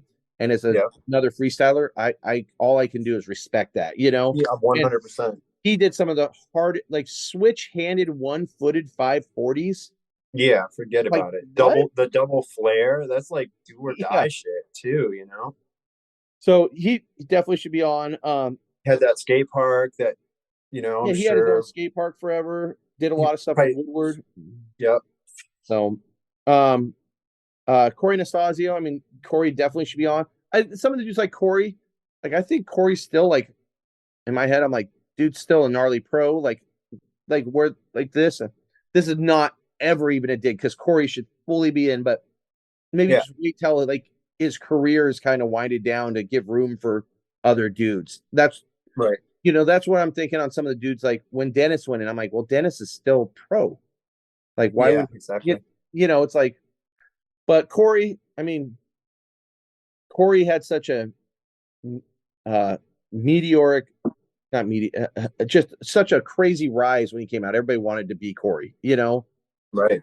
and I don't, he's got so much style and flash. I mean, there's not very many riders that can ride like him and still present himself the way he did, with just so much energy. Right. And for such a long run too, Yeah, And 98. dirt jumping is no joke. Like he's No, not taking anything away from flatland, but you can ride flatland when you're 45 and get away with it. But he still he rides. said still fucking He's high stakes. what's Corey's 46, 45, and still will ride He's the got to be, gnarliest trails in the world, and yeah. Yep, absolutely. and love it. Yep. Uh, Just eat it Next up. is Alan Cook. Alan's a great bike rider. Yep. I I don't know if I mean it sucks saying I know Alan did stuff with the industry and stuff, but it's like Alan didn't win tons of contests. I mean, he did win some, I guess, but it's just hard when you're like, okay, Alan Cook, or let's compare him to some, like you got Colin Winkleman. You're like, so Colin is no brainer. I mean, there's a few Taj, Alan yeah, Cook, Taj. Come on, like yeah. No, and not hate on Alan Cook. Alan Cook, dude. no, not at all. Alan ripped when he came Yeah, out. Like he definitely, I remember, shook up the contest scene a little, and he came out of nowhere. sure. But it's just like I mean, I'm not mad that he's on the list. I do feel like there's dudes that have been around longer that should be in front of him. Yeah. Bill Nitschke, I think People are gonna hate us for this conversation. they might. There's just no getting around some of this. Yeah, These and tough I'm not. topics. I mean, like literally, I'm not trying to hate on him. We're just trying to have. I mean, there's a Hall of Fame. People can have a conversation about it. It's not. Yep, that's all we're doing. Bill Nitschke, I think Bill should be in. I think there's dudes that should be in before him, but he invented the bunny hop tail whip. Yep, He still killing it, still he going kind of strong. invented I might be putting it all in line here. He might have invented like the modern peg because he had Pulse products before standard pegs, and they were Oh like the wow. early bolt-on pegs. And I'm pretty sure that Kevin Jones freestyling cover, if you look at his bike, it's all old school looking, but he has 4-inch long Pulse pegs on it. Really? Yeah. So Bill Nitschke's definitely given a lot, and he still does shows and still rips. I just shot photos of him in last month. Yeah, he's still amazing. Chad DeGroot, I mean, that's a no-brainer. I mean, Chad's probably one of the best well-rounded bike riders ever. Yep, for sure. And he did so much with Flatland. He has his own company, he has his own shop. But when I don't if people didn't ride back in the early 90s, when Chad came out, he just had his own style and flair and everything, and he was so exciting to watch. And Yeah. he was rolling with the whole Baco crew and everything then. I And mean, he could do it all. Like he rode yeah. ramps, flatland, and he had the skate park. He's got And shop. Like he's he had a great contributed. personality, and they used Yeah. the early videos to bring that through. So Chad definitely should be in. I'd say Chase Guin should be in before Chad because he was around Yes. for him. And He was Chase, so influential too. he what? Chase was so influential to Oh yeah, other, like he was like cult leader almost. I'm looking at the Kevin Jones cover. You're right, man. Those pegs are crazy. yeah. They're like modern pegs. If you think about the time, he's got big pegs on right there. Yep. May uh, 1989 cover, so it's from early '89. Chase Guin should be in. I mean, Kevin Jones is in, and I'd say right after Kevin Jones. Kevin Jones is 1A, Chase Guin's 1B. Like Right, right, absolutely. and and Chase's flatland career went well into up to the early 2000s with really gnarly brakeless riding. Yep, Like he didn't stop progressing, and he kept putting stuff out. yep. Um, so I think Chase should be in. Chris Young, Flatlander. Uh, Chris, I just don't know a ton about Flatland, but I know Chris. I think he's an early standard guy. I don't Um, know anything about him. yeah, He's it's the Chris one Young. person on here I don't know. Yeah, gnarly Flatlander. I honestly am. I know about Flatland, but I don't know enough to really throw my hat into that ring. But I know Chris Young is a gnarly Flatland dude, and I'd like to hear more about what the other Flatlanders think he should be in. But I know he was and I think he still rides, but gnarly rider. Um, Colin McKay. I think Colin had a really good pro career and now is industry too. Yeah, Um, and I think with both of those, I mean, a lot of these you're like, oh, this person's in, this person's in. And I think these lists are pretty good. I think they're just missing people. And we're just trying yeah. to Or talk about the writers, like but Colin. I feel like Colin should be in later. You know what I it, mean? Like, no, like like, he's not there yet. Like no, yeah, I think he hasn't even been a retire. He didn't retire from pro competition that long ago. I mean, yeah, I know it's been a few years, but like, and I'm old, but to me, he's like, I'm not saying he hasn't earned it yet, but I'm just saying he still has so much more to offer, oh yeah, yeah. and has so much He still more, rips. so much more to come that if Yeah, he goes in 10 years from now, it won't be overdue, really. You yeah, know what I yeah, mean? yeah, That's all I totally. mean. I'm not saying he hasn't earned it or anything like that because he 100% has. But I just feel like there's other people in line in front of him. No, and I think that's the thing with a lot of these, like, and that's the same with like Alan. Like, I'm like, it just Yeah. feels really because Alan is kind of in that same generation.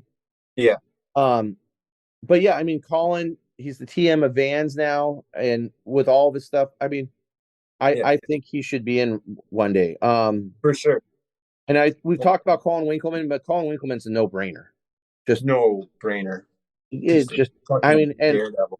I don't think people, even when he's on DK, people don't realize the excitement he brought to freestyle before he was even a sponsor rider. When he was just like FBM T-shirt guy, like Yeah. double flips on a 4 foot tall box jump and stuff. Right. Like, but Colin is a no brainer to me. I mean, there's not you could put everything he's done on paper, and it would blow the doors off of it. He should be in right now. Oh, yeah. Or just man, like I saw that dude at contests, and I didn't see him ride in person that many times, but just like the gnarliest crasher, just like, oh my god, dude, and he's just like, haha, like laughs it off and like dude. goes for it again, hangs up.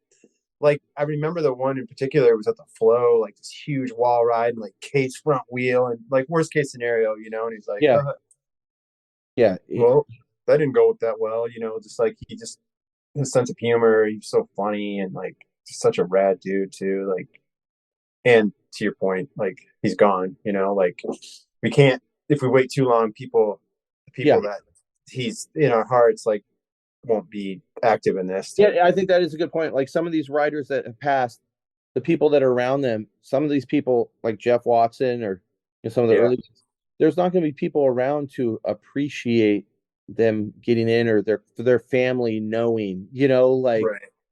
so I do think that is important. I Granted, think so too. I have no say in it at all, but I do think that is important.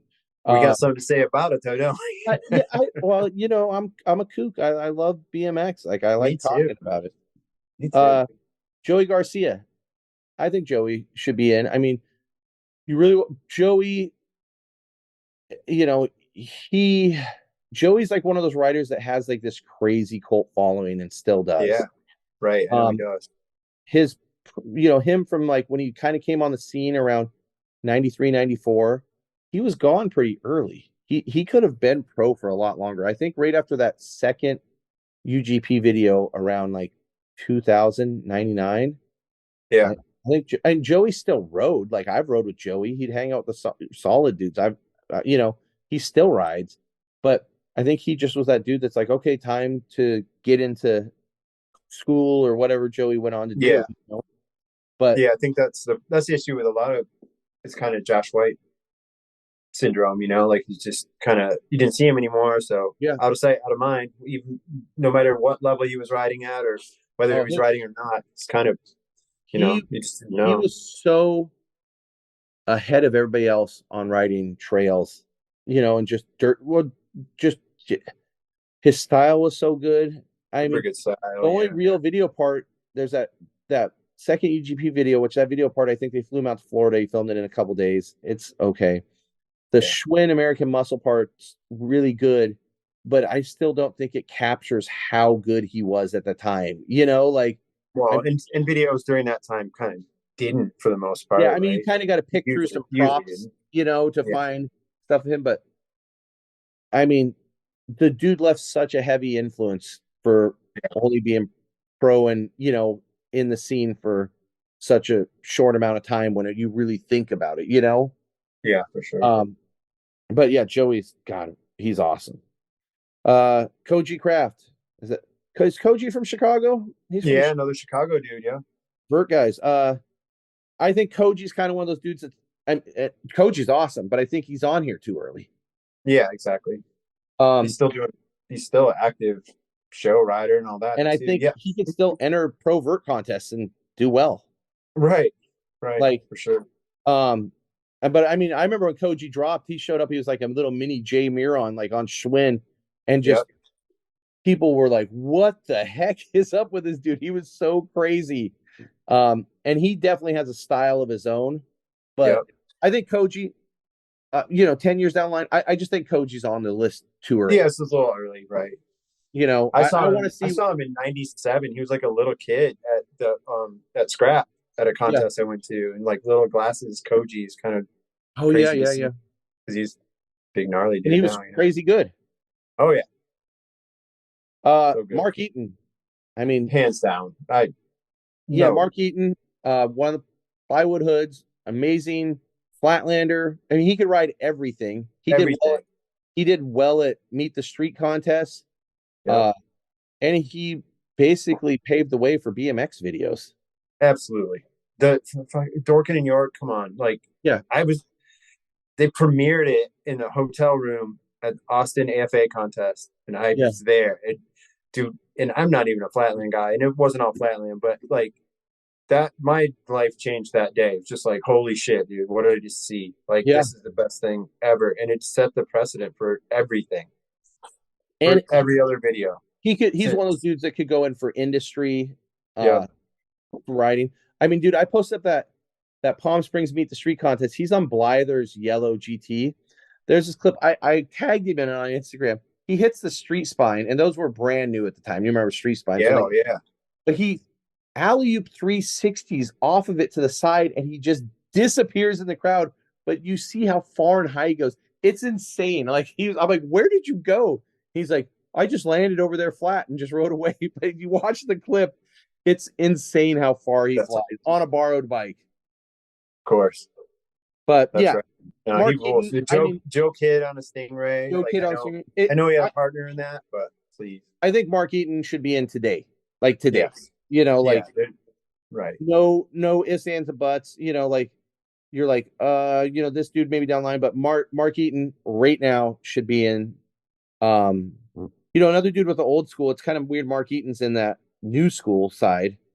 Yeah, But the old school, like Gary Pollock, Dino DeLuca, both those dudes, to me, when I watch their riding between like 89 and 91, it hmm, looks like you're watching bike riders in 96, 97 yeah, because of the way they use their pegs and did road street spine. Because they could do like all these tech tricks on a street spine, tail up nose picks, 360 sprocket over. They were doing yeah. sub box tricks, and they were both gnarly vert riders. But both of their bike riding, when you go back and watch it, if you said it was 1996 and they were riding, you'd be like, totally fit in. And I feel Yeah. like those dudes don't get enough, you know, respect for bringing in. I feel like they helped roll in the 90s. I think Matt was so good then, he overclouded everybody. But I feel like those two dudes and, maybe a few other dudes really helped roll in the 90s. It was kind of the dark years too, which is part of it. Like if you weren't in BMX and paying close attention, and Yeah, quite honestly, I really wasn't at that point. Like you maybe that's just my didn't favorite know. era. Yeah, I know it is. That's why you and I are good together because you kind of covered that era that I don't know as much about. But um, it's just a few years for me that I don't know about, to be honest. Matt Behringer's next. Yeah. I think I think Matt should be in. I don't think it's weird that he's on the list. I don't think it's one of those dudes it's like where you're like too early. I think Matt when he was pro, he definitely had his own style. He definitely had a heavy influence. Was in a Yeah. this is where you're starting to get to the level where dudes had iconic video parts. Right. And Matt had really good video parts. He was in the props Road Fools, which was a very big deal at the time. And he was fun guy, the funny guy, the Yeah, wild guy. But and he helped carry that Salt Lake scene, which was a yeah, monster of a scene and not that there's not gnarly dudes there, but dude, that scene, him and like Elf and all those dudes, and yeah, but Behringer was like, if you look at that scene, to me, it felt like Behringer was like the backbone. He had the yeah, ramp, for sure. house, he if that scene would not have been what it was without Behringer. And I don't think S&M would have been what it was at that time without Behringer. Right, right. No, I know. I, He helped it diversify it. He helped get it out of Orange County, yeah, like because it was so yeah, SoCal true, yeah, centric. yeah. He was like that, yeah, one of those dudes that you're like, you didn't think S&M was a dude riding sheep or something, Right, exactly. you know. I think Matt should definitely be in. I think dude should go in before him, but him being on the Right, list is, it's fine. it's fine. Next is Mike Spinner. It's Um, fine. That's oh, I don't mean it like we both said the same thing. It's fine. Like but I love we're Behringer. okay It's with it. not I love Behringer, that marriage here but so much, but yeah. it's like I mean, but no, him being on the list, I just, there's dudes like you're like, well, Taj should be in first, like yeah, you, Taj before Matt Behringer and Mark Eaton. And like I'm comparing, I'm like, Mark Eaton is on this list and Steve Swope is on this list. Like, what? That yeah, and that's where I'm like, where's the line cut off for the year?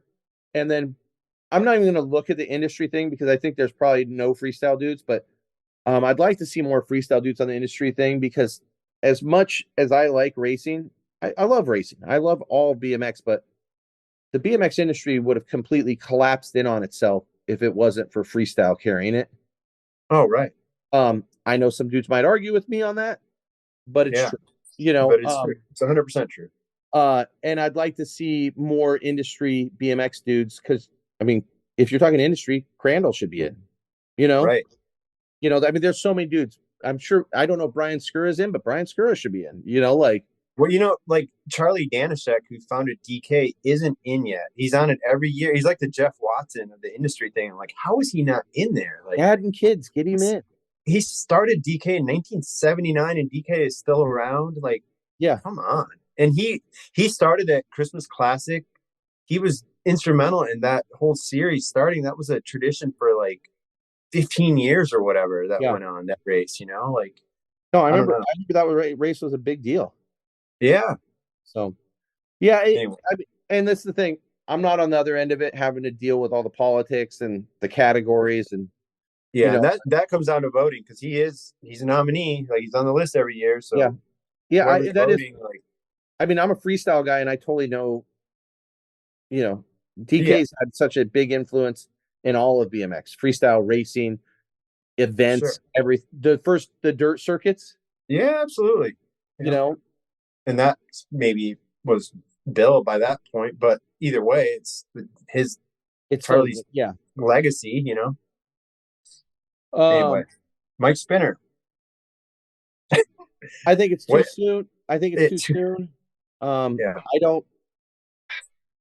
This is where you just feel it's like I'm not trying to shit on anybody, but No, it's just like Mike really wasn't pro for very long. I mean, no, it's short. he had his Mike is super nice. I mean, look at me already like backtracking up.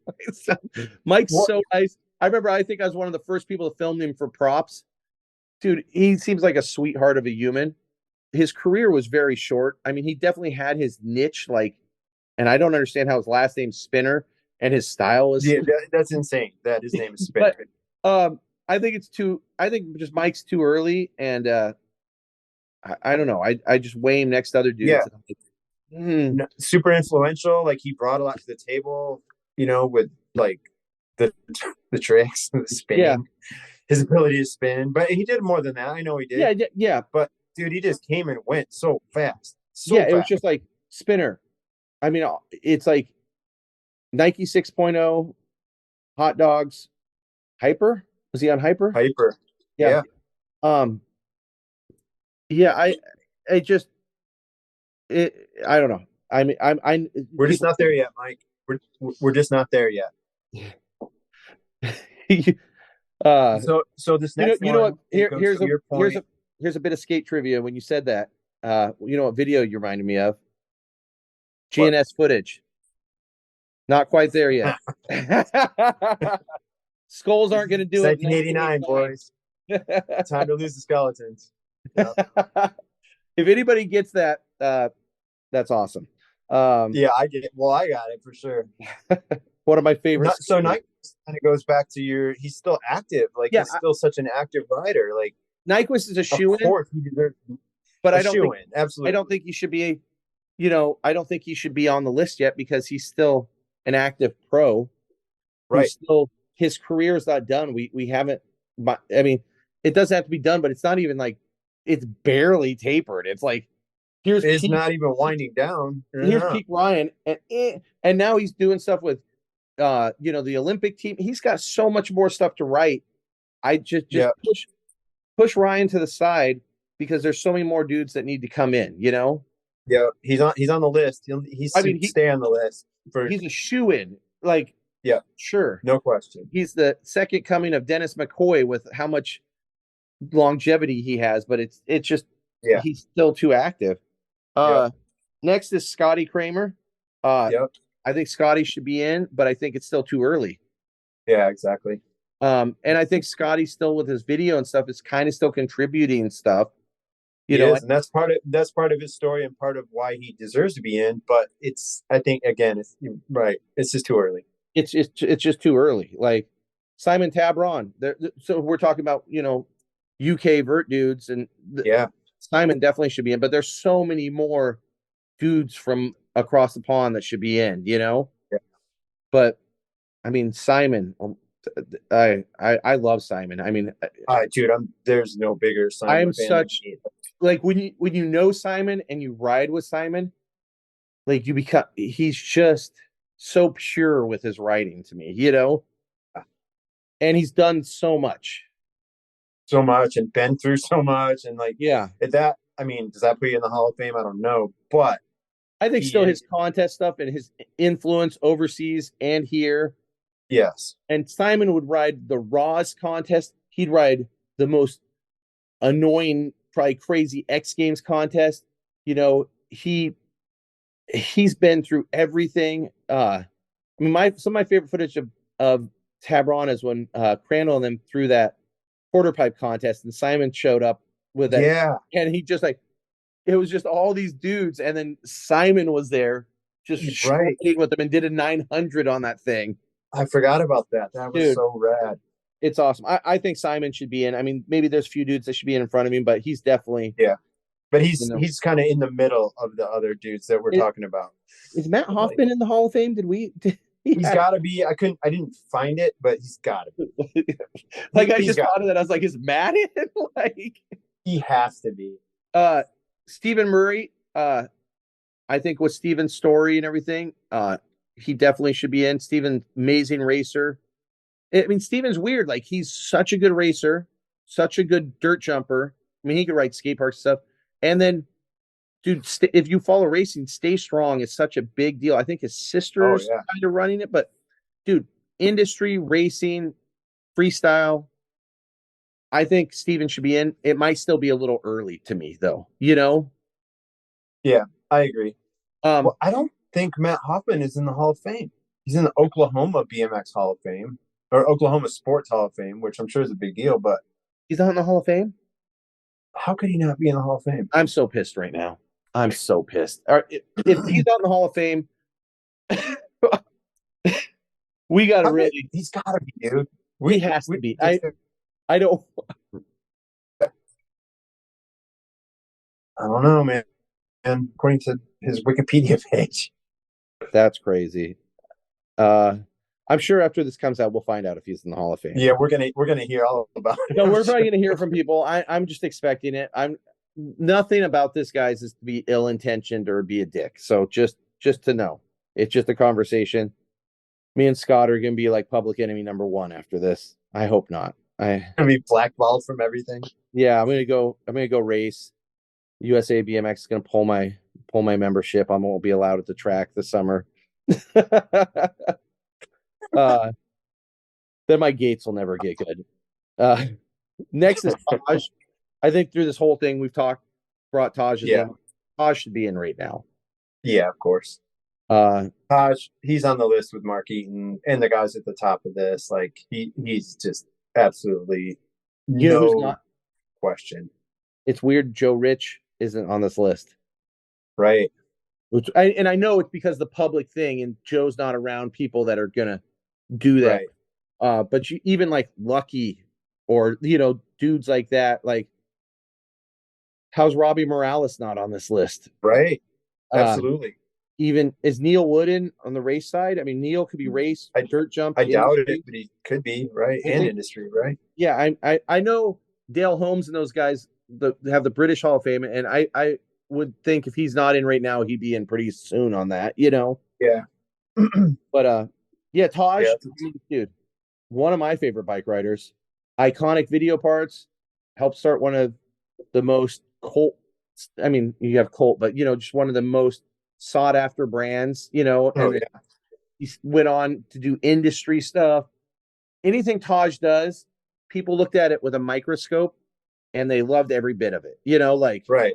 Well, and even before T1, like his contributions to the Hoffman brand, like because Hoffman was like a vert brand, and then here's Todd. And I know it really wasn't a vert brand, but it's hard to not be vert centric with Matt and Steve Swope and everything, and Jay Miron, and then you have Taj with that his first. Part, when you watch Mad Matt, his part stood out, and it was so fun.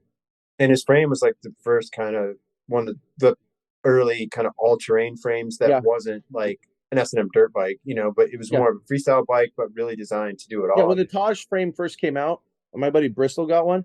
Dude, I could have stared at that thing all day long. It was beautiful. Right. It was awesome. Taj should be in right now. No Trevor question. Meyer. I think Trevor should be in. He's been around for so long doing so much stuff. I'm sure there's going to be some flatland dudes that you want to bring up the stuff with Chase back in the day. But I mean, I just think Trevor's given so much to BMX, won tons of contests, so gnarly still, and just loves riding his bike. Yeah. So, and then we got Will Smith from Dig. Yeah.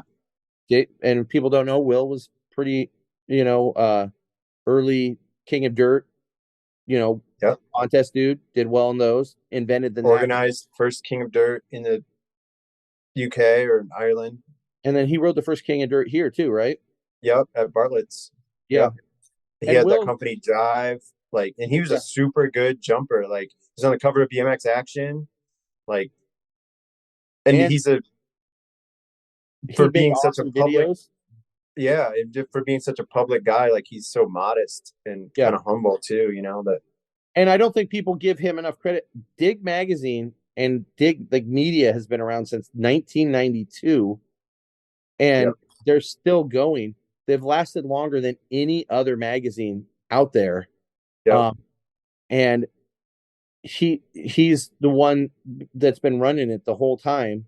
It's like if he didn't make it on his bike riding skills, he should be like right now in there for industry, because that magazine's influenced more people than anybody on that industry list. Not even trying to take away from what other people have done on that.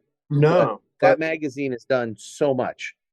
And I yeah, know who puts out a we're on their magazine in podcast 2000? channel right now, but I'm not trying, like, Yeah, right. I mean, I'm on his payroll, but like he just does so much and still does, and just kind of quietly, like, Dig comes out every year. Like, there's yeah. no, Ride's been gone since 2017, BMX Plus since 2019 or whatever. BMX No, Plus since 1993.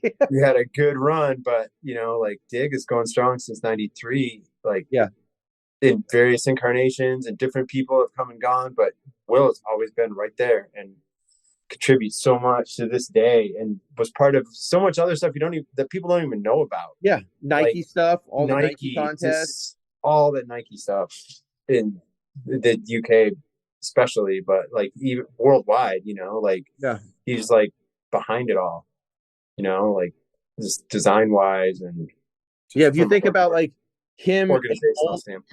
think about him and Moeller when they're like 19, 18 riding together.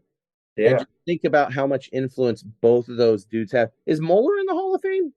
Yeah. I don't know when he went in, but he 100% is. Okay.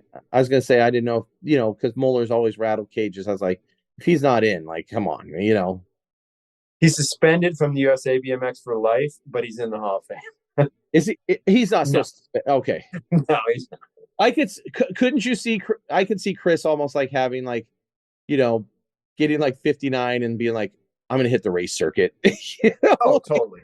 Dude, you know who? I was just at a national this weekend. Harry Leary, that dude. Oh, yeah. He's 63, 64. Yeah. He's so fast. I know, it's insane. Pete Lonkarovich is still very fast too, but he's not. Well, Harry Leary. Pete just started racing again recently. I know he's come back a few times, but Harry, I don't think he's ever stopped. Has he? Really? I know Eric Roop has never stopped. I don't think Harry has either. And Harry runs a track and everything. Like, yeah.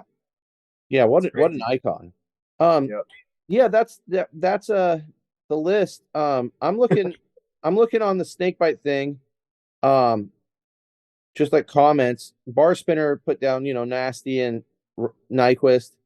Brett Downs said Hugo should be in. And he says it feels wrong that Jay Miron's not already in. Yeah, I agree with that. A few people said Butler. Yep. Kurt Schmidt, Kurt Schmidt, what a dude that dude is so influential. I mean, he rode Coaster Break, but the backward riding, he's the king, the OG king of, other than Eddie Roman, he's the next dude in backward riding. Just untouchable, like the shit over spines backward, and the stuff he did in '93 would destroy fools nowadays. Right.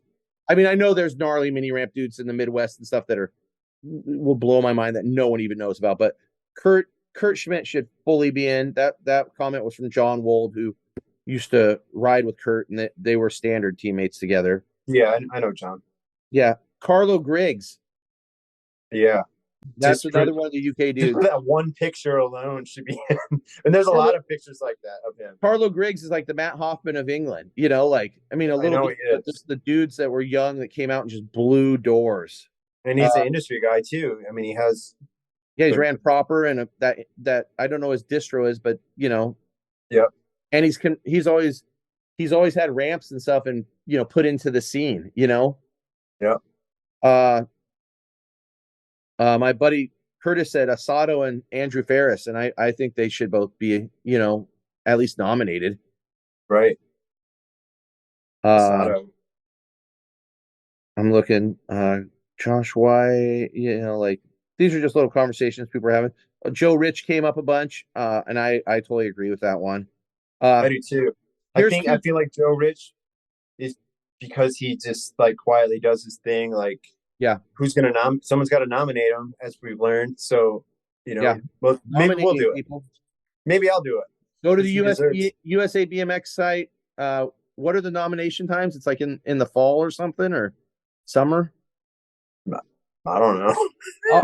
I'll post it I up think on. it just was not that long ago, right? Like, I Yeah, don't know. I'll figure more out and post it up on the Instagram. Uh, Some here's help we are. here's two that I said earlier. I think Bruce Crispin should be on the list. And I Yeah, know I might be biased because he's a buddy of mine, but dude was the first dude to beat Dave Mirra at the X Games, won the X Games, right. quit writing contests, and him and Ian Schwartz, and Ian you could say maybe be on the list, but it might be a little too early. And Bruce, it could still be a little too early, but Yeah, I think Bruce with the contest winning stuff and what he brought to street riding definitely should be on that list. And I agree. I had Keith Trainer too. Oh yeah, Uh, and because I just if you grew up in the '90s, Keith Trainer was such a heavy influence. absolutely. Yeah, Uh, I know it's tough, man. Like, it, there's it's super hot. Matt Hoffman, 2012, Okay, Matt's in there. same year. He had to be right. Like, we're we're losing our minds if he's not. Somebody wrote down Tony Murray, Rob Nolly. You know, Tony could Rob be in not. there with the Ted Emmers and all them. Yeah, Maybe a little more. He got a little more coverage. He was on the Haro team, but yep. Tony definitely had an influence. And Rob Nolly, Rob's one of those dudes too that's just quiet, but damn, dude, he's been good for so long. Right. He's kind of like Bill Nitschke's kind of same category. I Yeah. know he's not a flatland guy, but like, or it's all the above guy, but it's just so rad. Here's another one somebody brought up, which his influence, Vic Murphy. Yeah. You know, I mean, that's. Yeah. I mean, you want to talk about influence on BMX? I mean, Vic didn't do much, but he had the heaviest. Like, didn't do much. Like he just let his style do the talking, and it Yeah. just. Uh, Let's start our own Hall of Fame, Shad. Like, I don't want to be in charge of this. What a mess. someone brought up Flip from Albies, and I think with Albies, Flip should be in on industry. And Dude, Flip's an amazing bike rider. such a good rider still. He doesn't even ride that much anymore, and he's still so fucking good. Yeah, Like, he's awesome.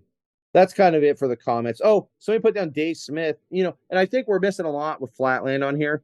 And I yeah, always feel bad because I know Flatland kind of that's how it happens. But Dave Smith, I mean, when Dave was hitting hard there in the early to mid 90s, I mean, he probably has crazier parts. I know he has a bunch of parts, but that Mad Matt part that Mark Eaton put together with the music and the vibe yeah. and just how good he was at the time. Yeah, I mean, Dave Smith, I don't think it'd be weird if he was on the list, but No, that's I cool. think he's one of those dudes. I wrote about him for the influential writers of color piece Yeah, I yeah, did yeah. 3 years ago, and it was so hard to find info about him or photos or anything Yeah. other than like we Well, know about he that just kind of era. disappeared too. Kind of disappeared. Yeah. I'm sure some of the dudes listening that ride flat, that I'm sure he talks to I'm sure if like a Chad Johnson or somebody's like, oh, I know where Dave's at. Like Yeah, like dudes that are in the link. Maybe Chad does it. I'm not trying to throw Chad under the bus. I mean, if yeah, you think about Flatland, you're like, oh, Chad Johnson. yeah. Right. As soon as you said his name, Reality. I'm like, oh yeah, And you think about he made early videos, reality TV, and all that, yeah. and yeah, I Pegless mean, guy, like so. But then, like, I'll single him out because it's so hard. You're like comparing like Chad Johnston to like Mark Jeff Eaton, Watson, Mark Mark Eaton. Eaton. Yeah, Okay, Mark Eaton. Well, yeah, he's more of the Mark Eaton yeah. era, kind of. Mark Eaton is misplaced. I think he should be. I don't know. It's Yeah, hard, man. I do feel like there's a weird little line there in the middle that's just so gray on those Yeah, categories. And like I'm saying, this is by no means, I'm not trying to shit on anybody at USA. This is a hard thing to do, and it's just a neat conversation to have. And we're both BMX nerds and want to talk about it, and we yeah. want to. And the more we talk about it, the harder we're seeing that it really is, right? Like It's how so hard. impossible it is. It's Yeah, like just such a conundrum across the board but to I do want it more right. people to know about the Hall of Fame and to, because USA BMX has a Hall of Fame. You can go in there and see lots of Yeah, history items. If you're in Oklahoma, where is it at in Oklahoma? It's in Tulsa, it's in Tulsa, Tulsa. Oklahoma. Dude, they have an amazing track there. I would think they were going to have a skate park one day. Um, You would think, yeah, yeah, but they have such awesome stuff in there. If you're in Tulsa, go down there, go to the Hall of Fame, and just pull in some history. It looks awesome. It's definitely on my list to go see. yeah, Um, me too. and I know they're getting more and more stuff. I mean, the Hall of Fame, the physical one to go in, it's only been open for like 2 years. Yeah, it's opened last year. Yeah, Yeah, so if you're down there, go. This is not an easy thing to do. If you see everything they put together, it's awesome. And I know everybody there does work hard for all this. And and we're by no confirming means is that. this ever meant to be a negative thing. We just wanted to bring more attention to it. So each year people can be excited about it, Like I want to be Absolutely. excited about it. I just I kind of feel like it still needs tweaked a little, like maybe 3 in each category. Yeah, Maybe people can do the public voting, but maybe they should have some people, a group of like people that go, no, these dudes need to be in too. We're missing something, yeah, right. I uh, agree. It should be kind of a hybrid of the nomination selection. yeah. For sure. And I would like to see a little more, and it might be the public nominations. That's why it's never really gotten looked at. So I'm not trying to throw blame on anybody, but I No, think there needs to be a lot more presence of freestyle in industry, and when I say yeah, freestyle, dirt jumping and, just the yeah. aspect of doing tricks on a BMX bike, Ronnie Bonner, you dude. know, Yeah. Ron Ball, of course, he there's started so many, making number plates, but yeah, there's so many industry dudes that should be in there. is Ronnie Bonner in it? He might be. He should be if he's not. Yeah, I mean, But Ron's done a ton of stuff. And we could and go that's on and on. That's for sure. that's the same with like Robbie. I mean, Robbie's done a ton of stuff. How Of about how course. about Marco and Chris and Stu and everybody at props? Yeah, I mean, Stu Johnson. Holy dude, shit. props, I might be biased because I worked for him, but that was props. Their media thing had a heavier influence than Ride or anything at the time. 100%. When I was out of BMX for a few years when I got back in '97, and keep in mind I was 30 plus years old at the Yeah, time, and I saw Road Fools.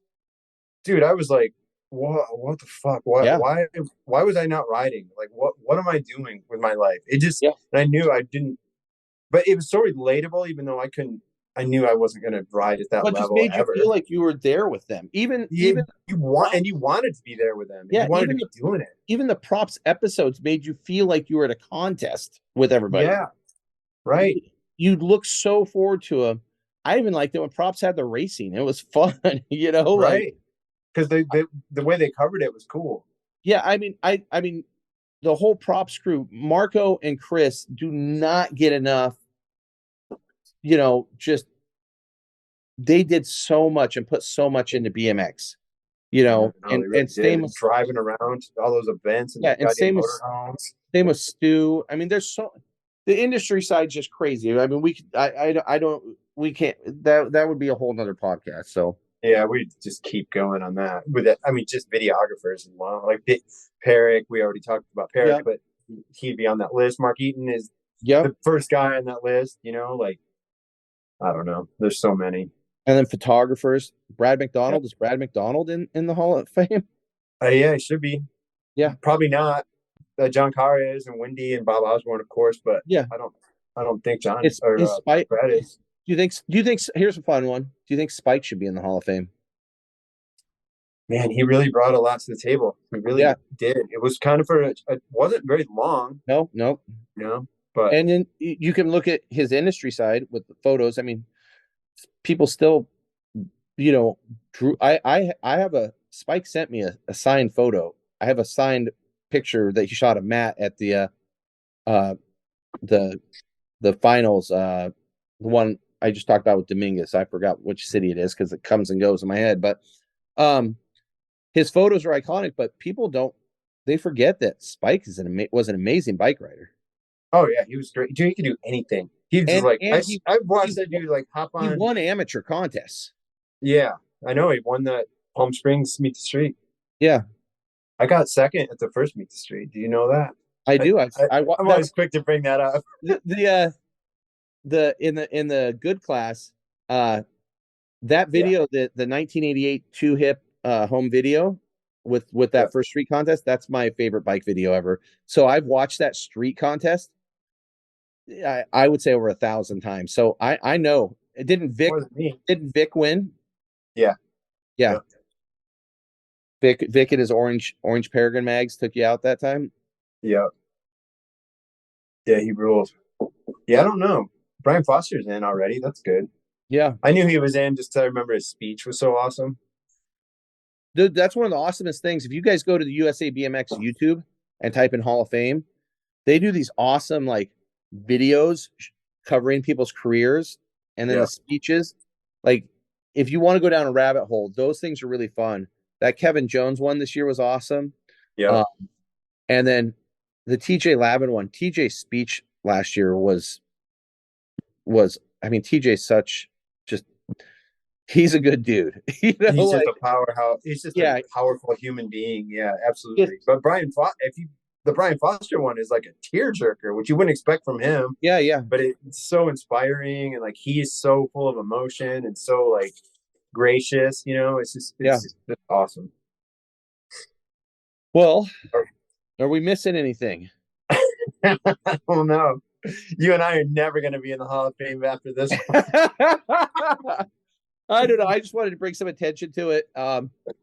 This is the first podcast I did where I'm not in person with someone, so we're doing this over Oh the wow! computer. So, Yeah, from but our rainy basements, yeah, I'm in my office. It's rainy. You're in your basement. It's rainy. So I can totally hear. I mean, yeah, it's dumping above me. So, yeah, I can't think of anything else. I just if you guys are interested in the Hall of Fame, I just say go to USA BMX, look at it. It sounds like on their end they might need to clean it up a little so it's easier to navigate. But I think some of the best things is if you go to their YouTube channel and go to the search bar and just type in Hall of Fame, it'll bring up a bunch of stuff. And just some of the speeches and stuff we were talking about are like just inspiring. And then the little videos they play before, just kind of like a highlight thing.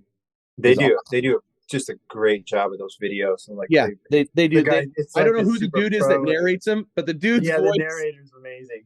The narrator's funny, but the It's videos got really like are this good. like it feels like some dude should be narrating like the old motorcycle video any given Sunday or something like Yeah, that type of narrator. It just whoever they have narrating it, just keep that dude because it's totally ABC's wide world of sports. yeah, Commentator, it's crazy, but he it's breaks rad. it down and you're like he pulls you in immediately. So Yeah, Kevin Jones.